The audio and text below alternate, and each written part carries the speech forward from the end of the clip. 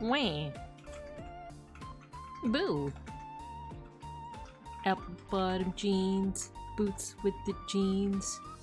The whole club was looking at jeans. She hit the jeans.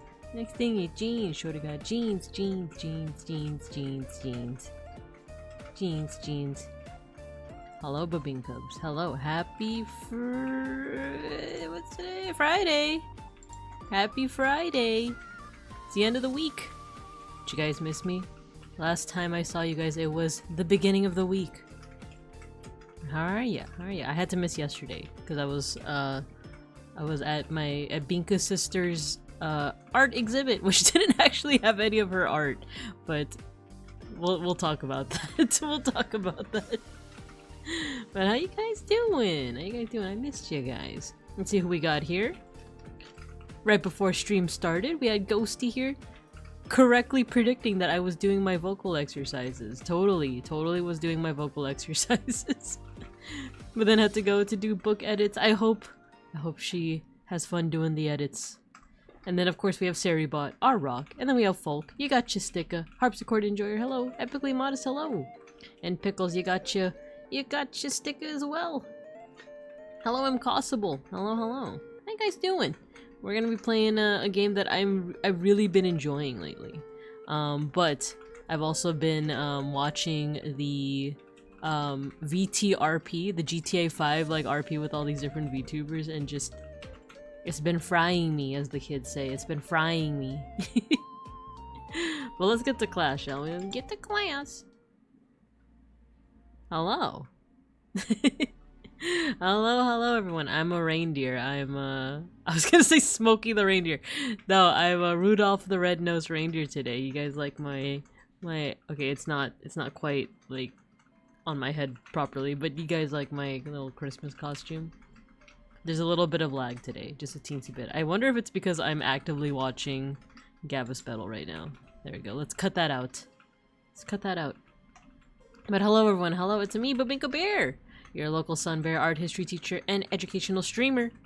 Today we're going to be playing some more of The Case of the Golden Idol. I played this for the first time last Thursday I believe, and now we're playing it again today. We're continuing the story. For those that weren't there last time and need a little bit of a ketchup. This is a cool game. Basically, like you just get shown like one scene. Like one repeating GIF, essentially. But it's got cool art. But you have to basically figure out... There's been a murder in each of the, scenes, and you have to figure out, like, what happened, basically. Like, who killed them, who died, how did they die, who are the other people in the scene, all that kind of stuff. Just from one scene. So, it's been fun because it basically chalks up to being, like, art analysis. Like, how well can you, like, analyze the scene and put together the clues.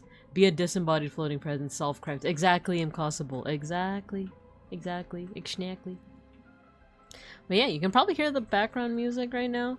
And the thing that's rotating, the thing that's getting rotated in the scene is actually the titular golden idol. So it's been pretty fun, just like, I don't know, seeing what we could dig up. So far, it's been pretty straightforward. There are a couple of times where I'm like, oh, I don't know what's like happening, and I've had to like kind of brute force it. Cause you know, once you get like enough information, you can kind of brute force certain things. But, like, I do feel like it is going to get a little bit harder, where we're going to have to exercise our art analysis muscles a little bit more. But before we get into that, before we jump back into the case of the Golden Idol, how are you guys doing? It's been a week. It's been, you know, like I said, the last time we saw each other was beginning of the week. Now it's the end of the week. Quite a bit has happened.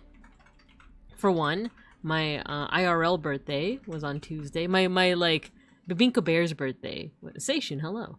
Got your sticker. Babinka Bear's birthday was on the 8th, but my Pao Pandan, the person behind the bear, my birthday was on the 9th, so I got to celebrate that. That was a lot of fun. And then yesterday I was supposed to stream, but I couldn't because I was at my little sister's art exhibit. It was like an art night for her school. Happy birthday! Thank you, Impossible. Thank you. Yeah, the birthday was fun.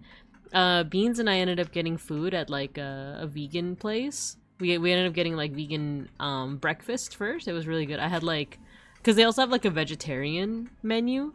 I ended up getting like oh, what's it called again? Eggs Benedict. I ended up getting Eggs Benedict, so it was pretty yummy. And then we went to a local educational place. I think since it's in the past, I think I can just say what it is. It's this place in Los Vincos called the Natural History Museum. It was cool. I got to see some some models of my ancestors and relatives, you know? They have like, for those who don't know, Los Vincos Natural History Museum has like dioramas of like animals from North America and Africa, but they also have like dinosaur bones. They also have like different rotating exhibits. One exhibit that we saw was like about Barifornia.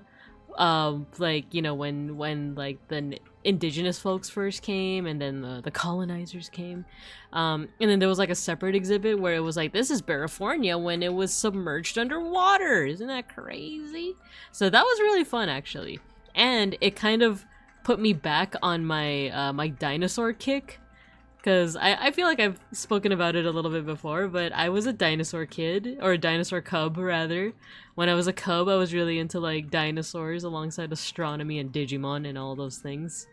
So, I'm kind of back on the kick. I kind of might want to play some dinosaur video games in the near future. It's kind of like how earlier this year I was like back on my Digimon kick, and I still am. Don't get the wrong idea. I'm still on my Digimon kick. I never left my Digimon era. It's a part of me now. But you know, I'm back to exploring like my passion and love for dinosaurs. My favorite dinosaur, by the way, is Parasaurolophus, the guy with like the funky crest on his head. Makes trumpet sounds, you know. But yeah, I've just been back on it. I'll even go into, I guess, a lifestyle change that I want to make. Not becoming a dinosaur, but something having to do with just my inner peace. Before I get into that though, but yeah, Beans and I went to the Natural History Museum. We even saw, so the Natural History Museum has like different movies, but they're like 20-minute long movies. They're like educational films. They're not like, you know, feature length, you know, 2.5 hour films. They're just like 20-minute educational, like, oh, this is life in the ocean, or like this is the geographic velocity of rocks, you know, like stuff like that. We saw the one on the T-Rex, and what I was interested in was like, oh, they were like in the trailer that I saw, they're showing like paleo accurate dinosaurs, aka feathered dinosaurs. I love feathered dinosaurs.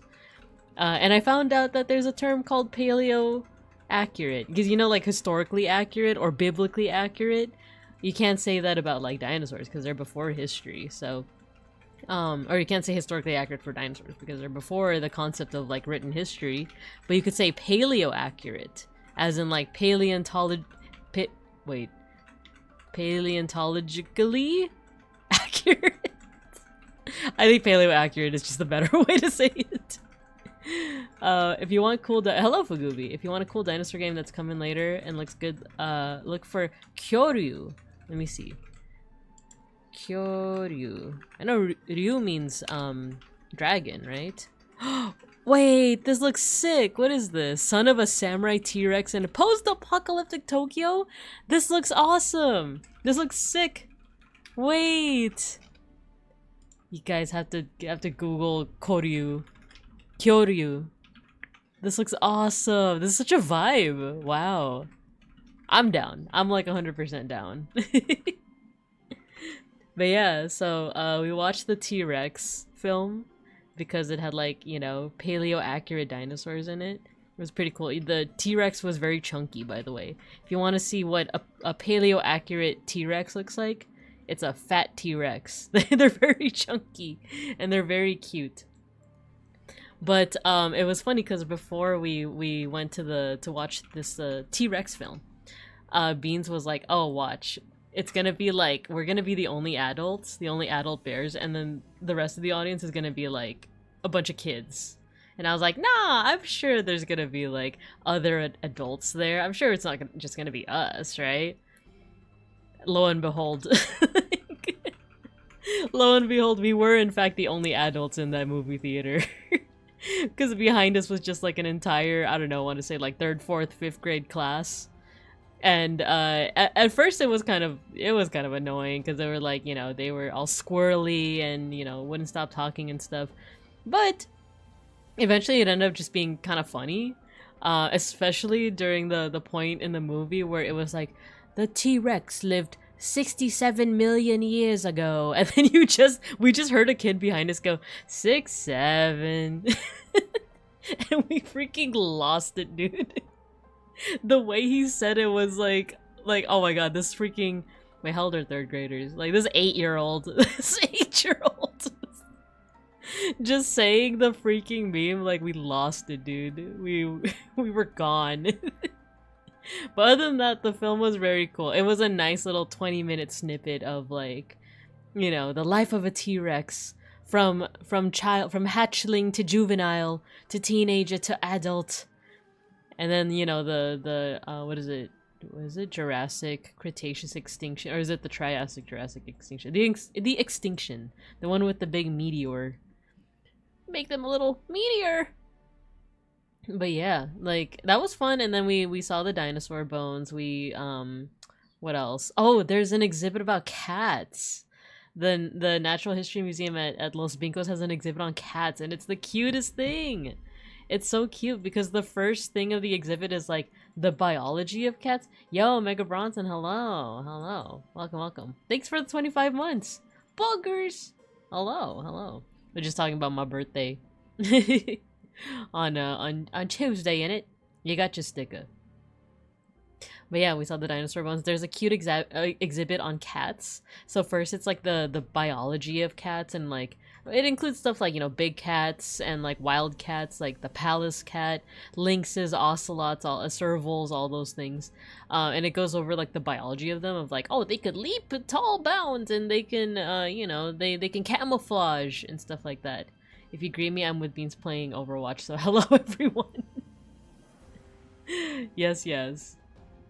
But yeah, no worries. Yeah, so it was all about like the biology of cats first, and there's like a little, I guess, Easter egg, and like with each diagram there's also like a little kitty cat, a little, like, you know, house cat, like cartoonish drawing of each part. So when it shows like a diagram of like how tall cats can leap, you also saw like a little house cat like also leaping and like scratching the surface of the museum exhibit. It was really cute. It was really adorable, so I like that a lot. We even went to the gift shop and there was a bear bottle. Beans got me a bear bottle. It's really cute. I'll send you guys a picture on the Discord sometime soon. But that was cool. And then we ended up going to we ended up going to a bookstore afterwards, and I ended up buying a couple of books, one of which was Jurassic Park, because like I said, I'm back on my, like, you know, dinosaur kick. So I bought Jurassic Park, because there's Lost World, and then there's Jurassic Park, and then in the film series there's Jurassic World, right? So I started reading that, and lately I've just been wanting to read in general. Like, I've just been wanting to read more. I have a lot of books that, you know, are on my bookcase, but I haven't actually read, you know? So I've been trying to make more of an effort to just read, you know, to just read something for enjoyment instead of reading a book for my history master's degree, reading freaking 3 books a week just to get my degree, right? So I think I mentioned before that, like, after I got my master's degree, I just forgot how to read. I just don't know how to read anymore. But what I mean by that is that I haven't really read for enjoyment for a while. So it's been nice kind of like getting back into that. It's been nice like reading for enjoyment, especially with something like my current hyperfixation, essentially, which is dinosaurs. So and the, how do you actually say the author's name? Michael Crichton? Michael Crichton? I've heard Crichton, but I don't know if it's like Crichton. But that guy, the author, he does a pretty good job of, like, you know, not shying away from being all sciencey and stuff. Like, the beginning of Jurassic Park starts off very, like, you know, archaeology, which is also my jam, you know, since as someone who works in art history, archaeology is like adjacent to it, right? It's next to it. So it's been cool just like reading a book that involves a little bit of archaeology, but also goes into like the biology and genetics of dinosaurs. It's been pretty cool. I've been trying to actively, how do I say this? I've been trying to actively replace all of my scrolling time with reading time. It hasn't been easy. I'll tell you that much. But the main thing is that, like, this is by design too, but like social media has just been, I guess, agitating me a little too much lately. There's just been too many things, and like I said, it's by design. Like the posts that get the most amount of engagement, the tweets that get the most amount of engagement and will therefore be more likely to end up on your feed are the rage bait posts, right? The things that are like gonna make you oh, my model, my model's been a little shaky this stream, but it's okay so far, right? But yeah, like rage bait, you know, that usually gets the most engagement, which is why it ends up on your feed, right? So, you know, I've just been seeing all these posts. I won't say about what, but like, I don't know, it just feels like I've been getting more annoyed and agitated by things on social media lately. So I just went ahead and like pulled the trigger on just taking it off my phone to prevent myself from scrolling. And I've only been trying this for like the past couple of days, but I've been trying to replace that scrolling time with reading, with trying to make a dent in Jurassic Park, essentially. So, and once I finish Jurassic Park, I'll try to make a dent in my entire book collection. Nice. Yeah. It's been nice. It's been a bit therapeutic. It does mean, though, that like I am missing out on certain things, like, you know, latest news, latest hot takes and whatnot, but I don't know. I think in that case, I could just actually read the news. But the news contrives to frighten you. But yeah, that's been what I've been doing lately, trying to read a little bit more. It's been fun though. It's been fun, and we'll see how long I'm able to last before I'm like, you know what? I think I need to reinstall Twitter on my phone or reinstall Instagram. Instagram hasn't really been giving me that much stress. Instagram is more so to catch up with my IRL friends. So that one has just been more of like, oh, my friend from college has a house now, or, you know, something like that. That hasn't really been stressing me out as much. Unless it's like someone posting like, oh, look at my 2 beautiful kids in Studio Ghibli style. And it's like, you just fed images of your darling kids into an AI machine. So that does get me a little like peeved of like, ah, man, I wish people knew. But like, yeah, a lot of normies don't know, I guess, like the harms of AI. And it's funny, the last part of my birthday was going to lunch dinner at like a Filipino restaurant, and I met my family there, or my family came, and my mom was showing me funny posts on Facebook, on the social medias and whatnot, and she showed me this like video, this very obviously AI video of a cat like cooking things with an air fryer, and she was like laughing so hard, and I was just like, Mom, it's AI. And she didn't quite understand, right? She just like nodded and was like, I know, right? Like, I don't think she like listened to what I said, but I was like, Mom, it's AI. And she's like, oh, really? And then she like went back to her seat. And then like me and my brother looked at each other like, yeah, I don't think she knows what that means. So it's depressing because it's like it's getting so normalized now. And like, if you try to explain like why you dislike it, like it's like it goes in one ear and out the other. So it's a little depressing in that way. But at the same time, it was also nice seeing my family. Seeing my siblings and stuff. Beeplebees, hello! You're a turkey. Wait, what is that emote? Who's the turkey? Who is that? Jabasted! Beeplebees, hello, you got your sticker. I was just talking about my birthday. It was fun. I got to see dinosaur bones. I got to get some books. I'm trying to replace all my social media. That's you! That's me in the corner. That's me in the spotlight. Losing my religion and getting basted like a turkey. Mega Bronson, thank you for the 7 stream streak. Thank you. That's a selfie. You love it. You gotta love it. But yeah, I saw dinosaur bones. That's always a fun time. And I'm trying to replace my scrolling time with reading. We'll see how long that that lasts. I have hope in myself, right? We'll see. But yeah, that was fun. It was a lot of fun. And then usual work days. Yesterday though is when I went to my sister's like she had like an art night. And I thought the way that it had been explained to me was that it was like an art exhibit that she had like contributed to, right? Like it wasn't just her work, that like, oh, like her art class was like doing an exhibit. That's how it was explained to me. When I actually got there, well, I'll get to that in a bit, but let me see what you guys are saying. Might be an expensive but fun root but model kit building, especially Zoids, since they're mech ancient beast dinosaurs, or this Lego set that's a 3-in-1 dinosaur.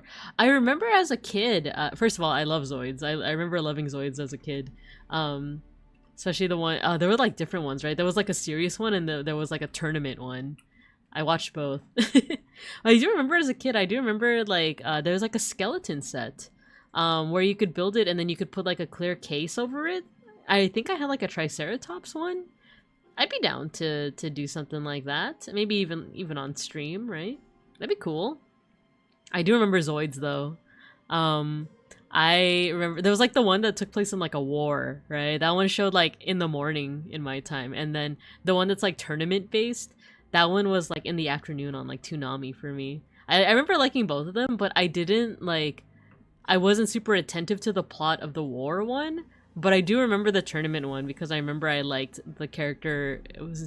His English name was like Brad or something like that, and he was like the pilot of like Sniper Wolf, and then later on like a fox. Oh no, I think it was did he have the wolf first or the fox first? I actually forgot, but eventually like he changed Zoids.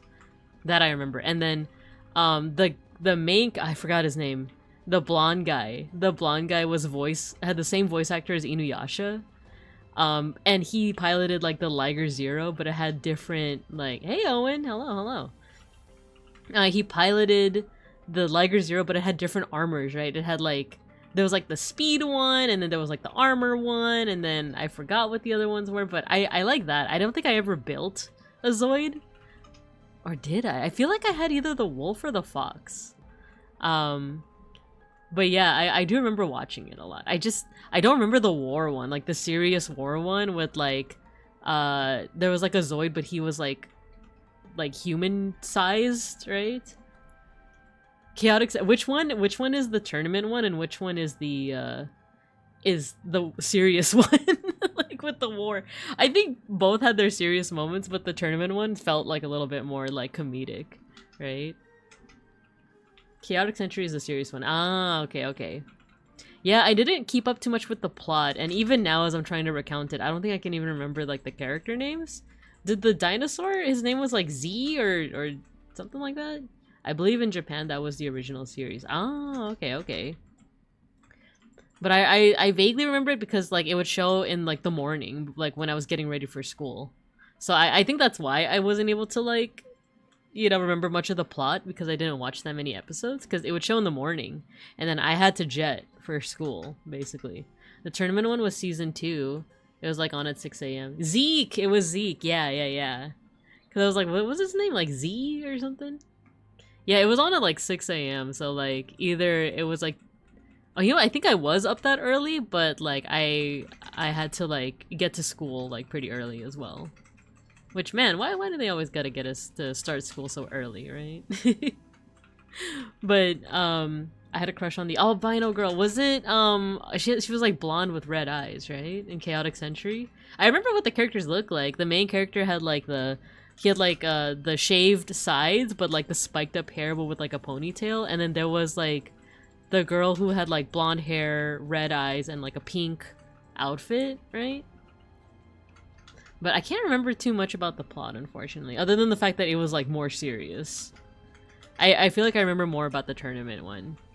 Even the voices were pretty fun because I know that like the main blonde guy was like Inuyasha, the chick, was she Kagome? I forgot, but they had a dynamic. They definitely had some kind of dynamic. And then there was like Brad, the like the Sasuke of the group, basically, the one who's like, kind of brooding, most likely to betray, and I think he did in one episode. I think he like betrayed the team. Brad.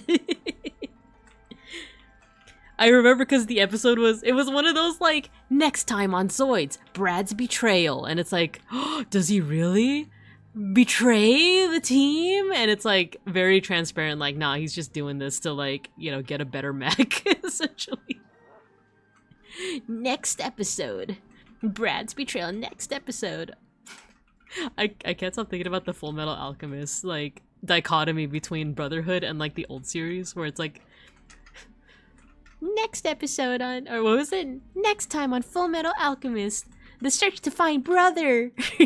Versus Brotherhood, where it's like, next time on Full Metal Alchemist, humans are stupid and they all deserve to die. Freaking Brad. Dude, okay, maybe I should rewatch Zoids. But yeah, to get back to last night, I couldn't stream because I went to my sister's like art night, and turns out none of the work that was like shown was actually her work. I thought like the whole point of me going was like, oh, I want to support Binkasis, to like, it's her first time that her art was being like displayed, and she was like, no, actually that's for the older grades. And I'm like, aren't you a senior? Like, aren't you?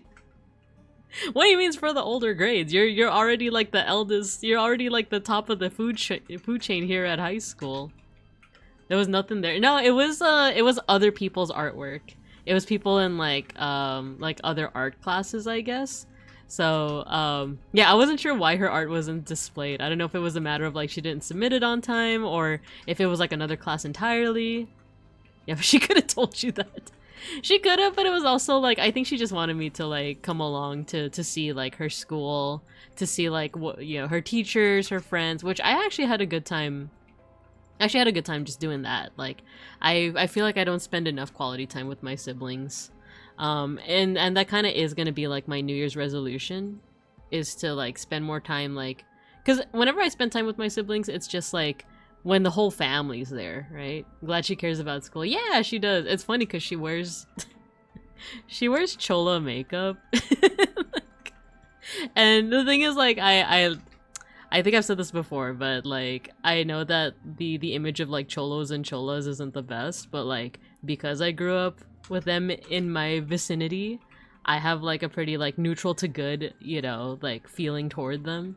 So I have nothing against her wearing cholo makeup. I just think it's funny. I just think it's funny. For those who don't know what I mean by chola, it's like a how do I say this? It's like a like those school groups like emo, goth. I hesitate to say like a subgroup because that makes it sound like lesser, but it's like those like you know what? How does Wikipedia explain it? Chola. A subculture. There we go. A subculture. And it's mainly like you see it among like Mexican Americans or like Chicano like folks, and it's kind of like the gangster you know, subculture where it's a very specific style though. If you like Google cholo chola like subculture, you'll see the pictures that I mean, and it's also something that was adopted in other parts of the world too, because I think there's like a Japanese subculture, there's like a Filipino subculture. But yeah, like I grew up around like cholos and cholas like, you know, throughout my life, so that's why like my impression of them is like, you know, neutral to positive. May Shark, hello, hello, hello. But yeah, my sister be rocking that style. It's kind of funny. And she rocks it pretty well too. She got the false eyelashes, y'all. Like I used to change this gal's diapers and she's wearing the falsies. But yeah, like it's funny because like, you know, she looks like she's rocking that subculture, but she is also just you know, she's also just doing the high school thing. So yeah, it was nice. It was nice to spend time with her. I usually like don't spend that much time with my siblings unless it's like the whole family, right? I only usually drop by during like birthdays or holidays and stuff like that, and I want to kind of change that. I want to just spend more time with them, especially having like little sibling days where like we can hang out without necessarily like our parents being there, you know. But I also want to have days with just my parents too, like maybe a solo day with my mom, a solo day with my dad. That's been kind of like on my mind lately, just because you know, not to get too depressing or anything, but like you never know how much time you have left with them, you know, not necessarily in like a they're gonna die soon kind of way, but just more of like you never know when people just get too busy, you know, too busy to hang out, too busy to be with your loved ones. And I don't know, for this year and next, I kind of want to make a point to like, you know, just spend more quality time with them is all. But yeah, that was last night I was just hanging out with her, asking her like, oh yeah, you're a senior now, you're gonna be going to college soon, like what's your what do you have planned, do you have anything planned? And she does. That's the thing, like she's a high school senior now. Now I was asking her like, oh, do you know what you want to major in, do you want to go to community college first and just like explore, because that's kind of what I did. That's what I did, is like just I just kind of explored the first couple of years in community college, and I landed on art history. You never know when the next day might be your last. Exactly. It, as depressing as it is to say, that's real. Like you just never know, you know. The people that I think Randon also talked about this too, kind of in the same vein of like, you know, you keep making plans of like, oh, I'm gonna hang out with them, and then you never know when it's like, oh, you can't anymore, you know. It's good to get the steppies with them before it's hard to go steppies. Exactly. Couldn't have said it better myself. Thank you, May Shark. So yeah, I was just hanging out, and she said that she wants to go into art history, and I was like, whoa, that's fantastic. Well, actually, she's deciding between art history, which is what I went into, and still am in, or graphic design, which is what my brother is doing. So it's cool to see her following in our footsteps, but I was also like, also, if you want to explore in college, as in like you want to explore the different majors and stuff, do that. I will not be offended if it's like, you know what, I'm not gonna do art history anymore, because like I'm gonna be honest, like I lucked out when it came to art history. I did all the internships, and I happened to luck out and get the position I have because I just so happened to name drop an old supervisor, you know. Because I did that, like the hiring manager for like the place where I work at now, they're like, oh, you know that person, we'll call you over for an interview. I feel like I lucked out, and I feel like not everyone is that lucky. So I was just telling her that like art history is fun, and if you like it, go into it, but just know that you might have to like struggle a little bit to get to places, and that's why I'm like, I will not be offended if you decide to go another route. I'll share with you how I went through it, what I enjoy about it, what I dislike about it, but you know, that's as much as I can give you. I get that me and my little sis got into a talk about her getting a Switch, which to get along with catching up on what's happening at home. I tried to talk her out of getting a light, ask her to either get a base one or OLED, since she only wants to play the Hello Kitty game. Yeah, it's nice to spend time with the siblings, right? And also, I totally get what you mean by like catching up on what's happening at home, right? Because you don't. At least in my case too, like I don't live there anymore. I don't live with them anymore, so I'm always curious about like how are things going, you know? So yeah, like I'm glad that she is interested in art history, but I also hope that she like explores, you know? I hope that she ends up like exploring her different options and finding out what makes her happy, you know? So yeah, it was nice. It was a nice little time. I wish there was like a stamp card discount on elective classes, right? I did enjoy a lot of my general education classes in college, but that's because like I just so happened to have like some kind of interest regardless of the category. And what I mean by that is that like I feel like there are people who like they know what they want to major in, they know what they're passionate about, and general education feels like a waste to them because it's like, this doesn't contribute to my major, this doesn't contribute to what I want to do. But for folks that are just like aimless, I feel like general education is just good to explore that. But also like the whole thing with general education is that it's supposed to make you a well-rounded person. And I just so happen to have interest, like my main interest is in the humanities and social sciences, but I also am interested in the hard sciences, like astronomy, anthropology, and like paleontology. So I lucked out in that way, or not, I wouldn't call it luck, but I ended up like having a good time taking my sciences because I could take astronomy. Or I could take anthropology, or I could take, well, there wasn't a paleontology class, but I did take anthro and astronomy for my sciences, and I had a good time. The only class where I like struggled because I didn't really like it that much was math. But even then, I'm like not bad at math. Art history bears studying humans. I know, right? I know so much about you humans. You humans. We need more gen ed and ethics and philosophy to deter future tech bros. Yeah, I was actually watching a video earlier today. It was the video that made me like uninstall social media on my phone for now. We'll see how long I last. But it's a video called like books nowadays are like worse, and it's because of social media. I forgot like the actual like name of the video, but it was something like, you know, books are worse because of social media. And it's true, but they went into this whole thing of how like, you know, call it people who are getting into college now, they don't have experience reading whole books. They just read snippets, or they just read selected paragraphs, you know, out of like their literature textbooks. And that's like unbelievable to me. It's like, what do you mean you haven't read a full book and you're in college, you know? Like that's, and it's different if you're like coming from a place where like literacy isn't, you know, like the biggest concern. But if you are like born and raised in the West, like if you were born and raised like in the West or in like a metropolitan city, like a capital city, what do you mean you're getting into college without reading a book, you know? And of course, another like population that's exempt is people who are blind. But I'd imagine like you have some sort of like, you know, literature knowledge, whether that be like reading Braille or listening to an audiobook or something of the sort, right? but in my defense, I can't finish a book ever hides all my Junji Ito manga. Manga counts though, right? Manga counts.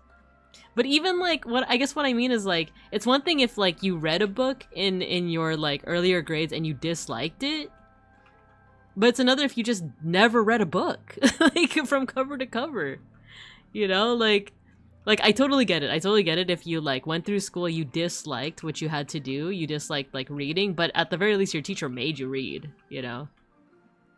I haven't actually read a full book in years. I've been listening to audiobooks, but it's not the same. My attention is shot.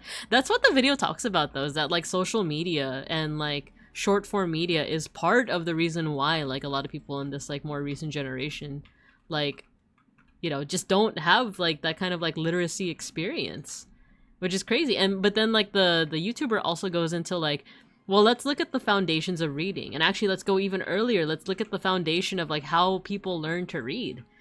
And it just shocked me because they say that like the idea of phonics, which is like if you see a word that you're not familiar with, you sound it out, right? Like let's take, you know, on the screen over here you see the case of the golden idol up in big letters. If you're not familiar with the word golden, you at least sound it out. Like, you know that symbol.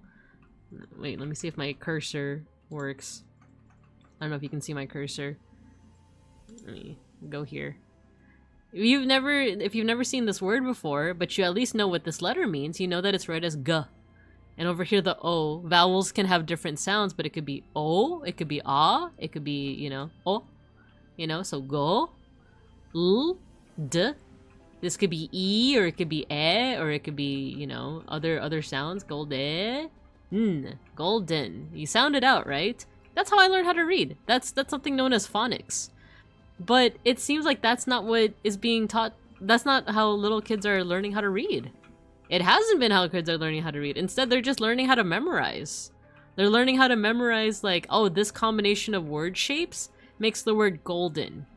You just memorize it, you know? And yeah, that is partially how you learn how to read as well, is that eventually, once you learn to recognize the letters and you've, like, read that word enough, you recognize, like, from a glance, these collections of shapes read as the. Actually, I don't think you can see my cursor, huh? Can you see my cursor? Yeah, there we go. Now you can see my cursor. This collection of shapes means the, and you kind of just memorize that. Kids aren't being taught phonics. Now we can see it. Yeah, there we go. Cool, cool, cool. Yeah. It's like this collection means the, and your brain kind of just memorizes that. Like, yeah, that is part of, like, learning how to read, but the very basics of it is phonics, is learning, like, what shapes make what sounds. That's just, like, the bedrock of learning how to read a script, right? So the fact that, like, kids aren't being taught that, they're just being taught to memorize is, like, crazy to me. It's crazy. Because that, in turn, leads to, like, if you, like, let's say that you recognize all the words that you need to know. You don't learn the phonics. Let's say that you run into a word that you just don't know.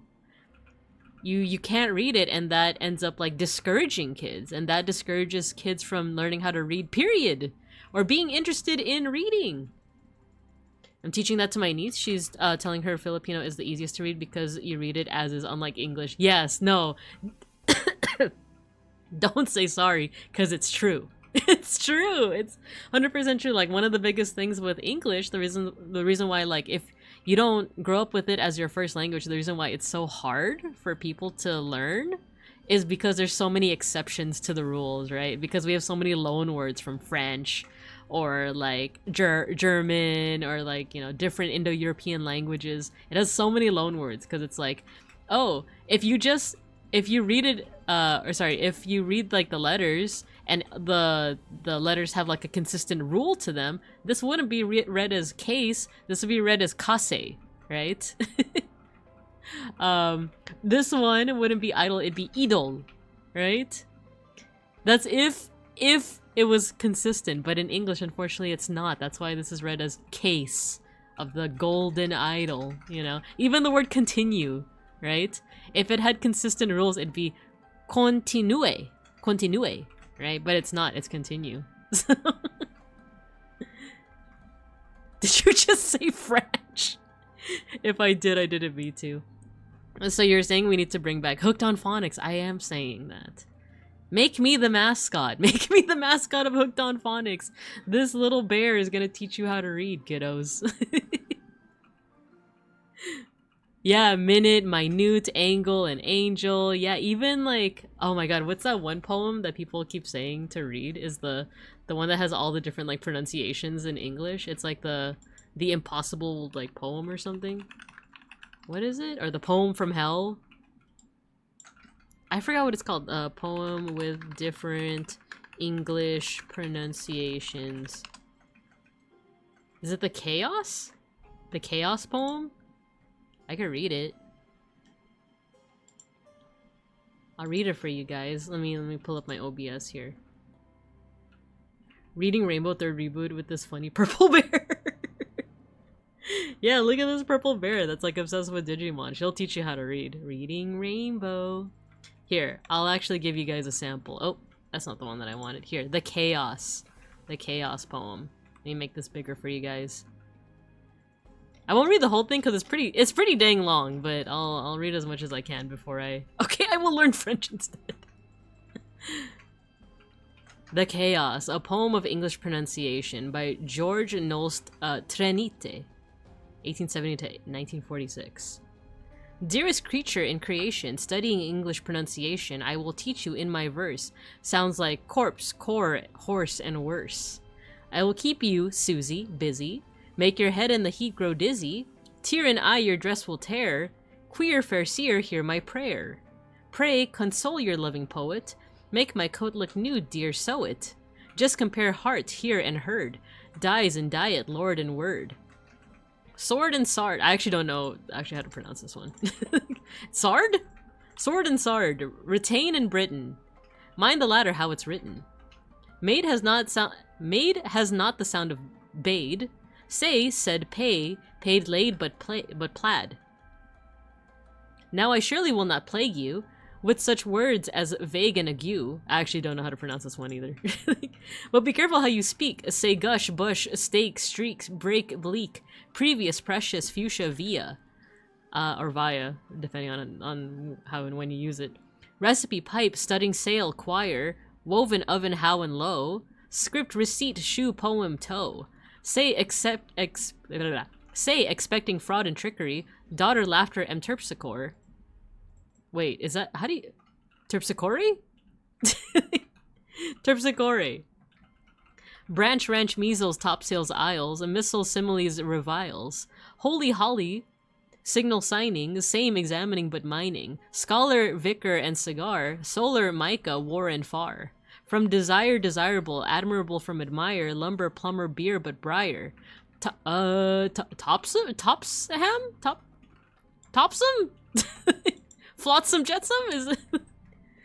Topsum, broum, renowned but known. Knowledge done, lone, gone, none, tone. One anemone, Balmoral. What the heck is a Balmoral? Kitchen, wait. Lichen? Lichen? Kitchen, lichen. Laundry, laurel. Gertrude, German, wind and wind. Bow, kind, kindred, Q, mankind. Tortoise, turquoise. Chamois, leather. Reading, reading. Wait, reading? Heathen, heather. This phonetic labyrinth. Give moss, gross, give moss, gross, brook, brooch, ninth, plinth. Have you yet endeavored to pronounce revered, and severed? Demon, lemon, ghoul. Demon, lemon. Demon, lemon, ghoul, foul soul. Peter, petrol, and patrol. Billet does not end like ballet. Bouquet, wallet, mallet, chalet. Blood and flood are not like food, nor is mold? Nor is mold like should and would. Is this like the European way of spelling mold? Or molding something? I'll stop with this one. Banquet is not nearly parquet, which exactly rhymes with, oh, khaki. Parky? I've never seen that word before. Khaki? Packy? Oh, I can't say that. I'm sorry. I need to cut that out. It says it rhymes with khaki. So, discount, Viscount. Okay, this one, I actually thought it was pronounced as Viscount. Until I saw, what did we watch? Me and Beans watched something. Me and Beans watched something where it was like, wait, how do you say that? Viscount? Viscount? Vicomte? We were watching Mad Men. There we go.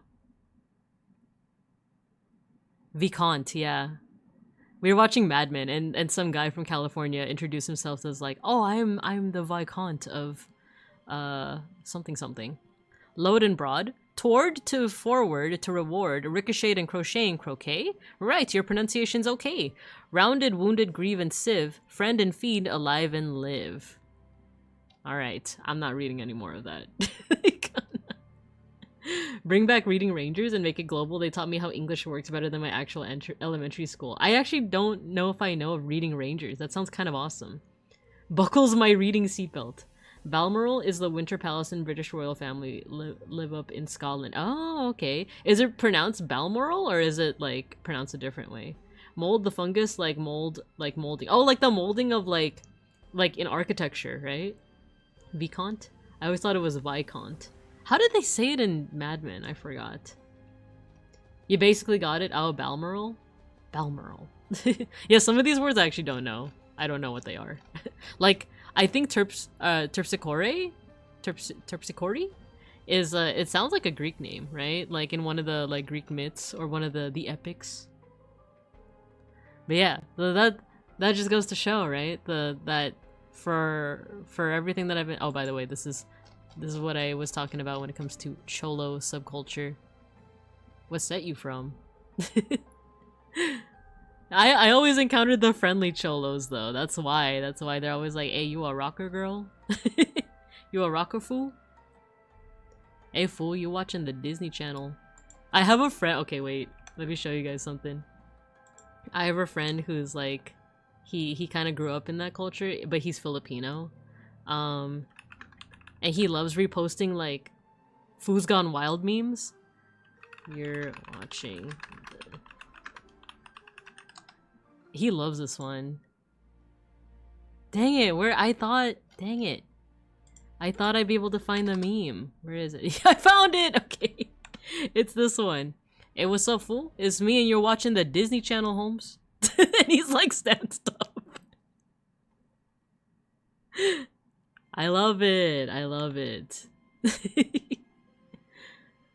Now it's a person, place, or thing. It really has a catchy ring. Oh my gosh, the escape game I showed you. Oh, it was the Reading Rangers universe. Yes. Oh my god, I've actually been thinking of learning how to use the website Figma balls, because it like you can basically make like a click and point adventure with it. And I've been looking at the Big Escape a lot like for inspiration. Bink at 3 a.m. suddenly wakes up. V-can't, not V-can't. Yes, exactly. But yeah, like that's my rant basically, is like, oh man, like kids not even learning phonics becomes like it eventually, let's go. Yeah, it turns into kids not being confident in their reading and therefore not liking the act of reading, and that's why people are reading less books. And then another thing with this consequence of not reading is that like there have been studies that say that like just reading things like fiction or even like non-fiction is pretty straightforward in like what it contributes you to. Like you just learn more by reading non-fiction, but reading fiction also helps with just like empathy. like seeing other viewpoints, seeing other like, whether it's like historical fiction, realistic fiction, or like magical, like, you know, fantasy and stuff. It just like, you know, spreads your imagination a little bit more. So the fact that people aren't getting into reading means that we're also being robbed of that. Like, not only are we being robbed of like literal literacy, but also media literacy, critical thinking, and just like empathy, you know? It's by design. That's all I'll say. That's all I'll say, and it's depressing. But yeah, that's with that, I think we should probably... Now, you know, we have 3 minutes until the ad break starts. After that, we'll play some Golden Idol. But yeah, that's why that's another reason why I'm trying to replace all of my scrolling and social media time with like reading. The one thing though is that like I feel like as a VTuber, because another goal I have for next year is I do want to grow. I do want to like go a little bit harder with like being a VTuber, but also making like edited content. And to put myself out there, I feel like social media is a must, isn't it? It's the thing that makes us like have to go back to all the hell sites that we don't want to go back to. And because like I was even thinking like, oh, maybe I should make a TikTok. I made a TikTok as Pao Pandan just to see like funky art videos. But maybe I should make a Bibinka Bear TikTok, even though I'm scared. I'm scared that like my clips are gonna be on there and then these 12-year-olds are gonna be like, look at this dumb bear. Look at her talk about art and how we can't read. And talk about things from the 90s. Shouldn't you be doing your taxes, grandma? You know, those are the fears. Those are the fears that I have, but who knows? Maybe I will just stick to Twitter or like YouTube Shorts. I do want to get into making more shorts. Eat my shorts. So yeah, that's the plan. Next year I want to spend more time with the family while also learning how to video edit and and being more of a VTuber. Oh, I'm gonna mute for a second.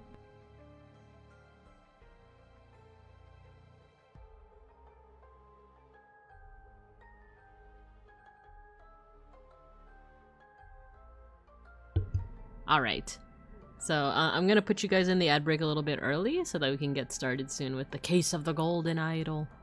Or maybe I should just yap until the ad break organically does it, because oh, I think I was wondering why Beans left the door open, but I think everyone else is out. Everyone else is out of the apartment, and Beans actually just got some vegan food right now, so I might munch on that during the ad break. So actually, how about this? I mean, I deleted my Facebook account since I don't use it, and so much fake and AI stuff.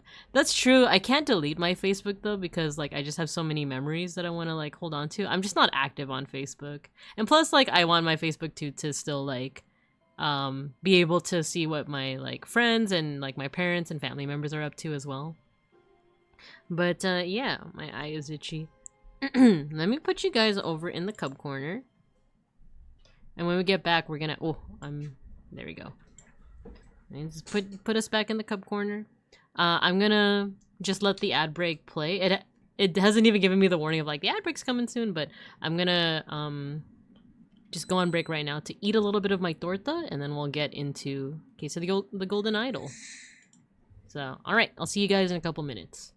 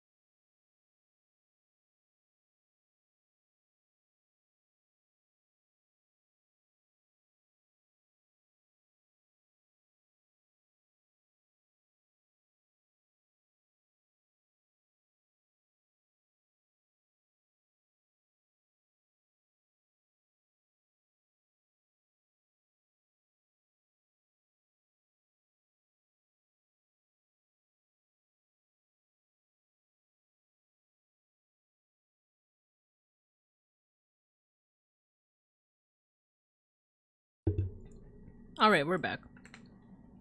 I'm still chewing, as you can probably tell. That's a good torta.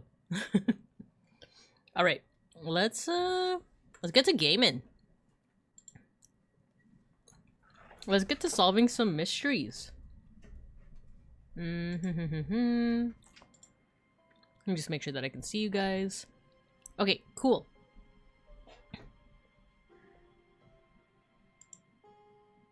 Oh, I'm muted?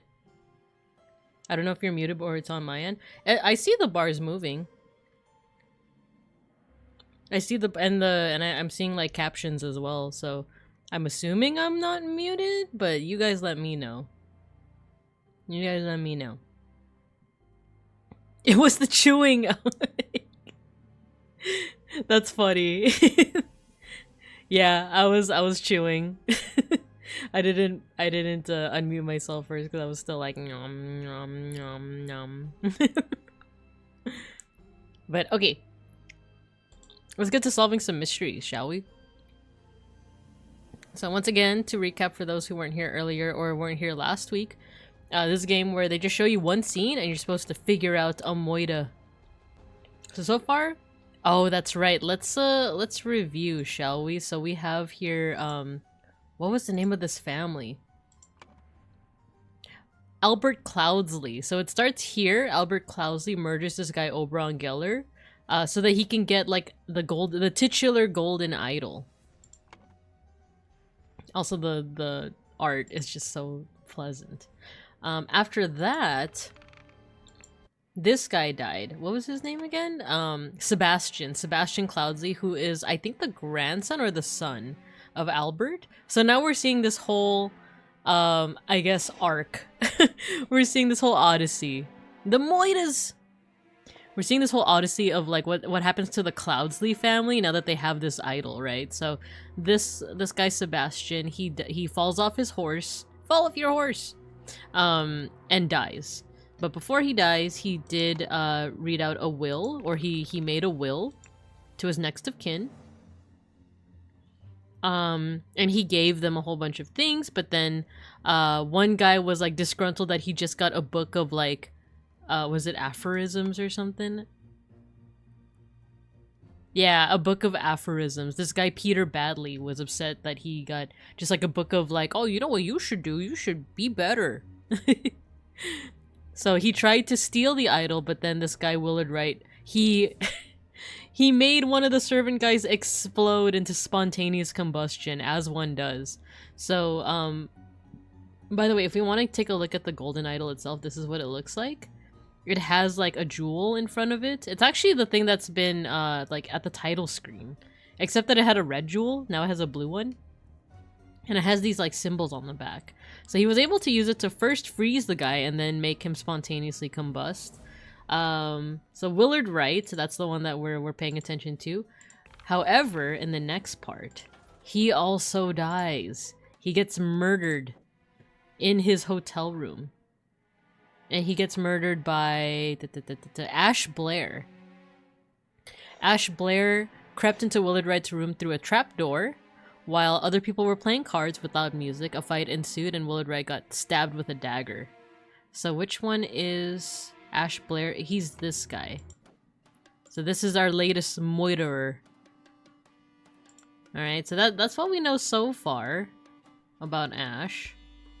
So let's see what happens next. So now it's Ash. It's not even in the Cloudsley family anymore. Now it's with Ash, or we assume so, right? This is kind of like the transition scene. So let's see. The Little Mermaid. Good morning, innkeeper. I heard a man was murdered here a week ago. Aye, a deranged convict did him in. Now bugger off. Tell me more about the evening when Willard Wright died. I will make it worth your while. And he has like a little coin. So someone is interested in the murder of Willard Wright. And actually, I'm trying to remember, there was a little bit more to Willard's murder, right? Because he was going to send this message to someone. So Willard was going to send this message. I've attended our departed brother's send-off and accepted the keepsake that he bestowed upon our brotherhood in his will. I shall send this letter tomorrow, September 10th. I hope it will reach you without delay. It's already midnight. I will retire to my bed, for this has been a long day. May Griffin awaken, the proud beast initiate. So It seems like Sebastian was a member of like a cult, and so was Willard. Maybe centered around this like idol, right? But unfortunately, he was murdered. So now we don't know if the idol is still with Willard or if it's gonna go to the guy that like wants to investigate the murder, or if it's in Ash Blair's hands. So let's go from there. This is all gonna be new stuff moving forward. The Cursed Inheritance, the intoxicating dinner party. Okay. Oh yeah, let's turn off the hints and the places to click. So we're here inside of a building. It has... Okay, so we can go up... We can go through this door. We can probably go upstairs. There's a little kid here, and there's a whole bunch of coats hanging. There's a statue of a person with some kind of, like, vase. And then let's see what else we can find. Yeah, let's look at the kid first. Oh my gosh. These sure are fine coats. Yes, they are. An expensive cigar and a little note. Little Pip. This guy's name is Little Pip. Because we're also going to have to identify who each of the characters that show up are. Okay, so... Little Pip, run to the city and grab me some Ash Blair tobacco and a bottle of gin. I will pay you when I'm back. David. Oh, another... Ash Blair, because that's the name of the guy that murdered the other guy. So, let me actually go back and see the dates for everything. Do we have a date? September 10th? We need a year. Or we don't need it, but it'd just be good to know. Because I believe... Let's actually go back to chapter... To the first chapter. August... 1786. So... The last we were was in 1786, shortly after Sebastian's murder. So this looks like it would still be the 1700s, but let's see. Because when it says Ash Blair, it says Ash Blair tobacco. This makes me think that Ash Blair, the guy who murdered the other guy, got away with it. Maybe he cashed in the idol, and he got rich with like a tobacco business. But let's see. Maybe I'm getting a little too ahead of myself. I'll pay you when I get back, David. So David and Little Pip.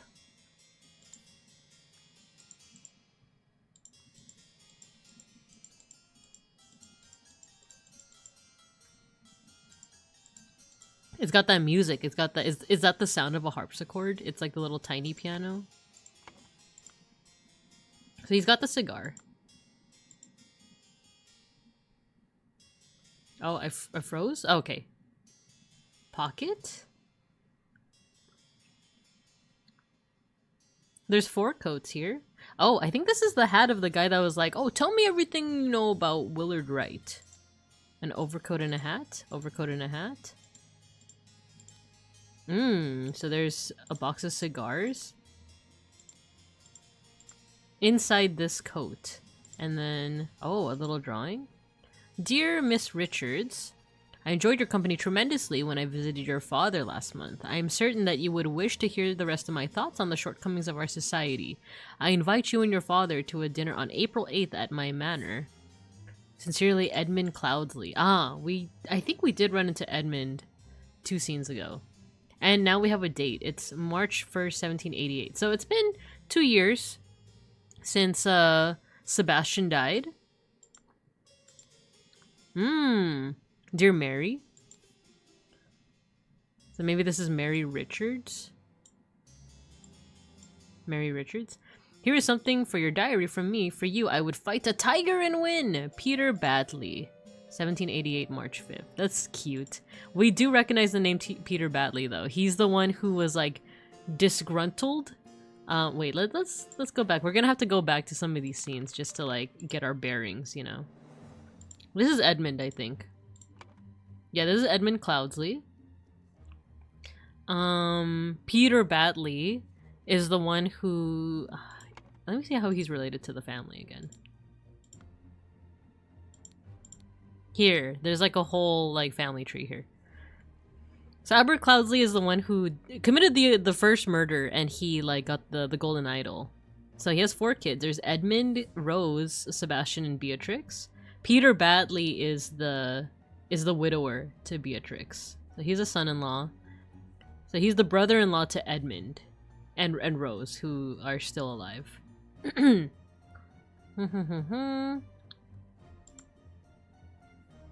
Let's go back. So we've seen Peter before. We haven't seen Mary though. This new person, Mary Richards. Let me just make sure I haven't missed anything. Oh no, I keep not the hints. There we go. We already clicked those. We click those. We get everything here? Yeah, we clicked all that. What's the deal with the statue? Oh, a syringe is inside the statue. A syringe with some liquid left in it. Interesting. Okay, okay. You catch everything in here? Okay, now we can go into the other areas. This clue has been added to the thinking panel. Okay. Oh, we're exploring like a whole house now. Okay. Let's see. So there's two maids here. A little... Ooh, what's this? What's this? What's this? To Mrs. Smith for 3 years of service. Ah, okay. So we have an identifying thing. We have a cow. What's this? Mrs. Smith, 2 eggs and a pot of tea each breakfast. No heavy food for dinner. You're responsible for little Pip doing all his errands. Miss Walker, I'm to be woken up and dressed at 7 a.m. I expect to receive my daily newspaper by noon. Miss Baker, I expect all my rooms to be cleaned every day, twice on the days I have visitors. NB, David Gorin. Oh, we've also seen this name before. David Gorin's job requires that he may arrive or leave during the night. No complaining about this. And then EC, we're missing that. Okay, little Pip. So we have a couple of, like, I guess maids? This person here. Thank you, dear. No, I threw it out. I do not read such dirty literature anymore. I do hope our master's guests are satisfied that Brian served everything as instructed. Brian, okay. So there's a key. A little bit more of like an ornate key. And the dinner party will take place on April 8th. Everything should be ready before noon. Prepare roasted boar. Young Miss Richards appears to not enjoy meat, therefore prepare some alternative side dish. Okay. So there's gonna be a dinner party. There's gonna be a dinner party. Let's see. Also, looking at the screen, I might need to fix my tracking. So everything will happen on April 8th. I feel like I should be like writing some things down, right? Maybe let me use my Discord, my private Discord, just to write down some things. So let's see, there's gonna be a April 8th dinner party.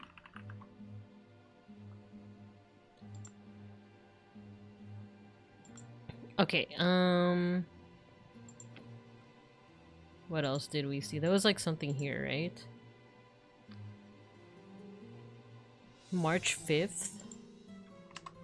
March 5th was the letter from Peter to Mary.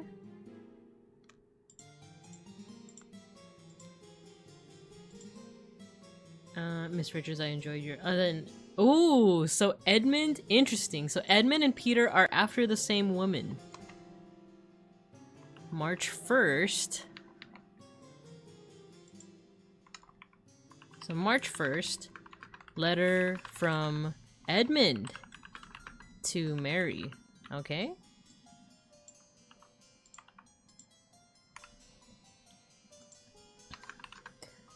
So Edmund and Peter, who are brothers-in-law, they are both after this person, Mary Richards. Who I don't know if we've like heard her name before. There's also a variety of different... For 3 years of service to Mrs. Smith. I feel like that might be important later on because 3 years ago was what? It's currently 18 something 66? 1788. It's currently 1788. So 3 years before that would be 1785. Mrs. Smith was in service from 1785 to 1788. And let me also look back at the other scene. Cause what was it? Is it here? August 1786 is when Sebastian dies. And then Let's go all the way back. And we find that this whole thing happened when? When did it happen? 1742. This is January 1742. Albert murders Oberon and gets the idol. Okay, we're like building a timeline here. We're building a timeline.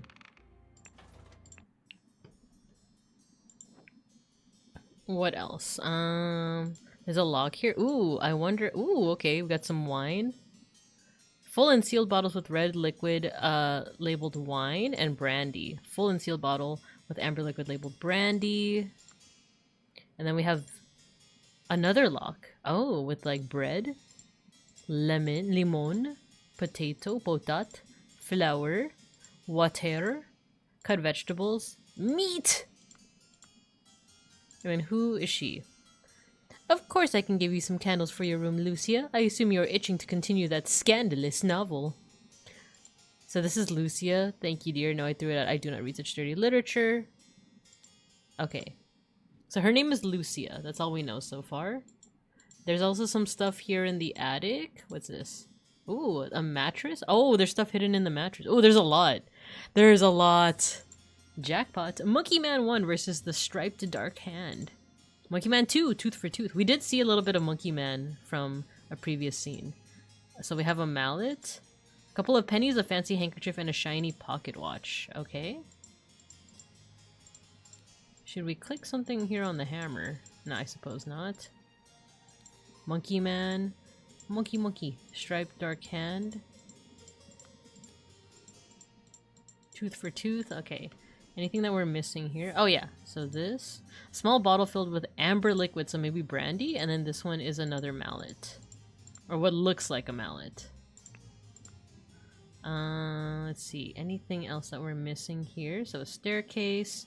We can go up if we want to. What's in here? Ink. An ink pot. 2 pounds and a shilling. Hortius, the wise slave. Fables about rulers that make you think! If you really think about it. April 7th. Dear Diary, this has been an ordinary... Wait. This has been an ordinary day mostly spent in preparation for tomorrow's dinner event. I do believe the time has come for me to ask for a raise in salary after all these years I have loyally worked here. It is a difficult conversation to be had, but I will strengthen my will and talk to Master about it tomorrow. So, April 7th is, someone asks for a raise. This might be some kind of motive for whatever murder we're about to witness. Where is my mouse? Okay, here we go. And then what's this? A stack of candles? Okay. What's in here? Ooh, some keys? Oh, lockpicks. Ash Blair Finest Tobacco. A gun! A knife! And a note. David, clean up the barn until Wednesday. I plan to continue experimenting with the artifact. Interesting. So someone named David. And EC. I think EC is Edmund Cloudsley. So Edmund Cloudsley is talking to a David and is experimenting with the artifact.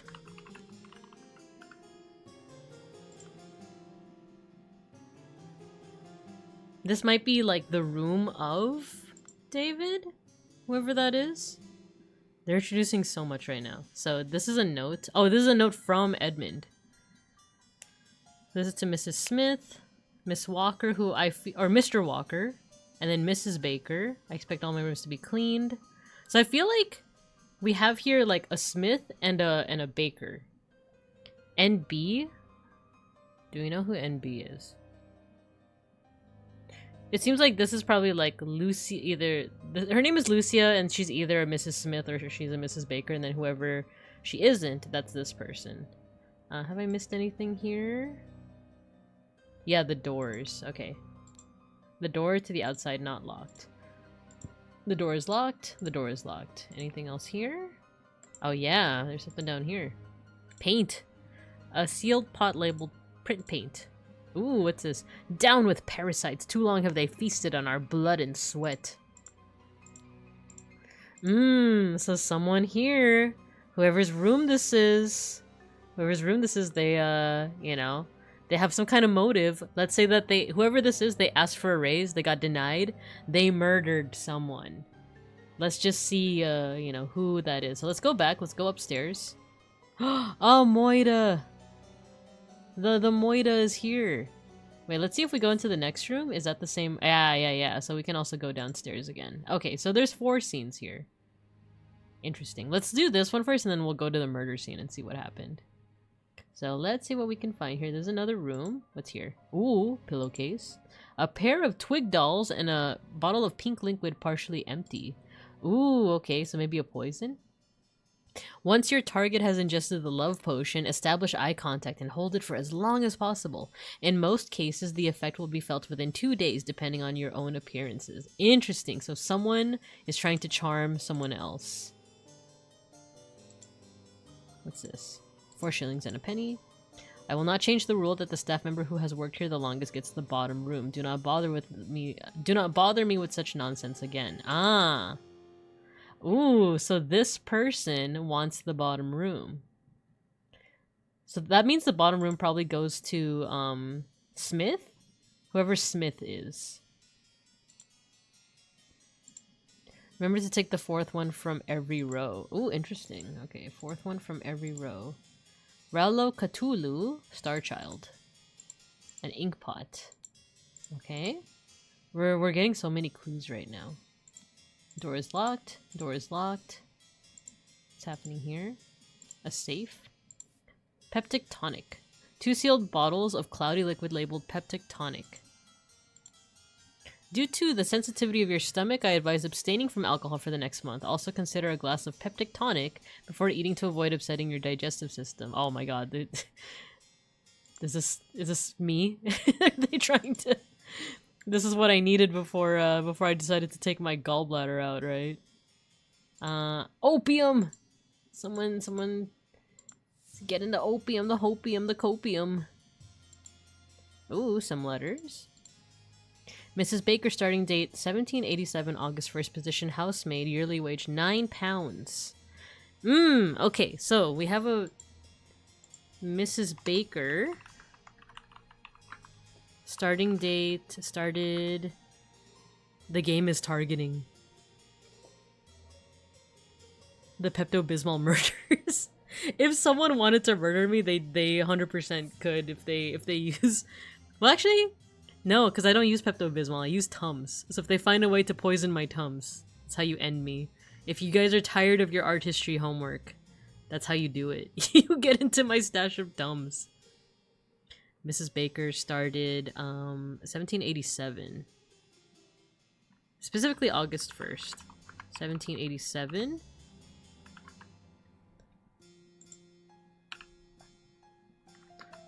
So Miss Smith, she started 1785.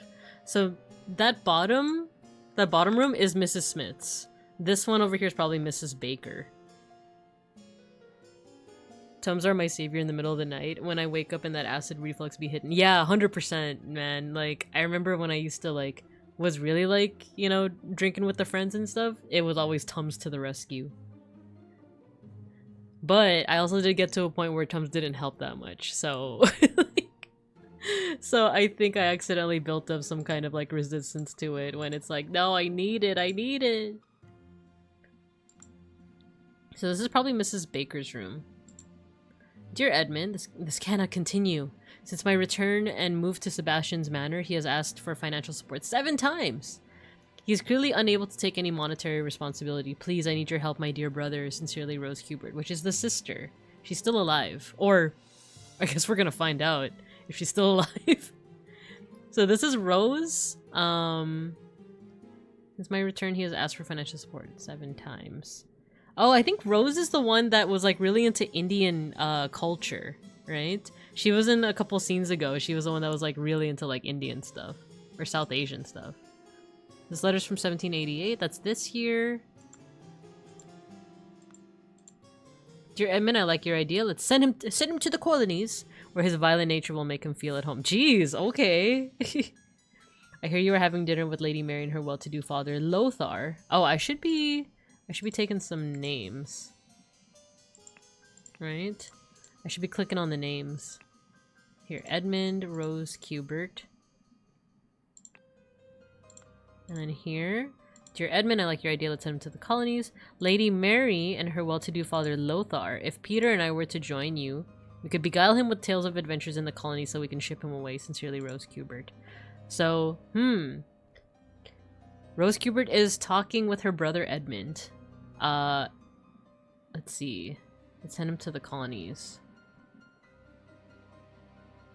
Oh, so they're trying to convince this Lady Mary person and Lothar to go to the colonies, and then they would ship... Who are they shipping away? Her husband? Since my return and move to Sebastian's Manor, he has asked for financial support 7 times. Is this the one that, I need to keep on, like, looking at the family tree? Maybe at this point I should just, like, screenshot it. Let me screenshot this.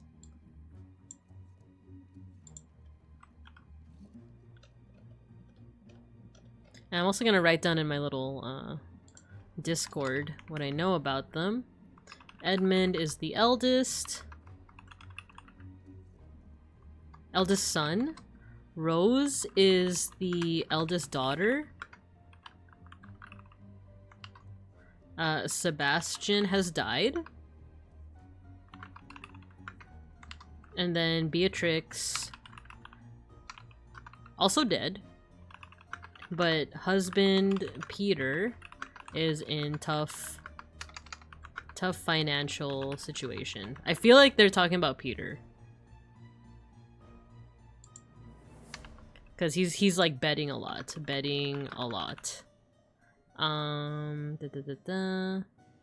There's also Willard, but he's dead. So, well, I guess we'll still write it down. So, Willard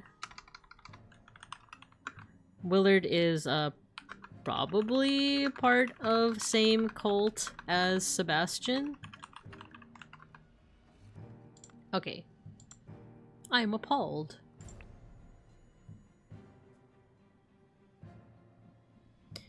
It keeps freezing. Oh, there we go. Oh yeah, and the person that was in that scene was, I believe, that was Rose. Rose Cubert. So they want to ship someone off. I feel like it's Peter.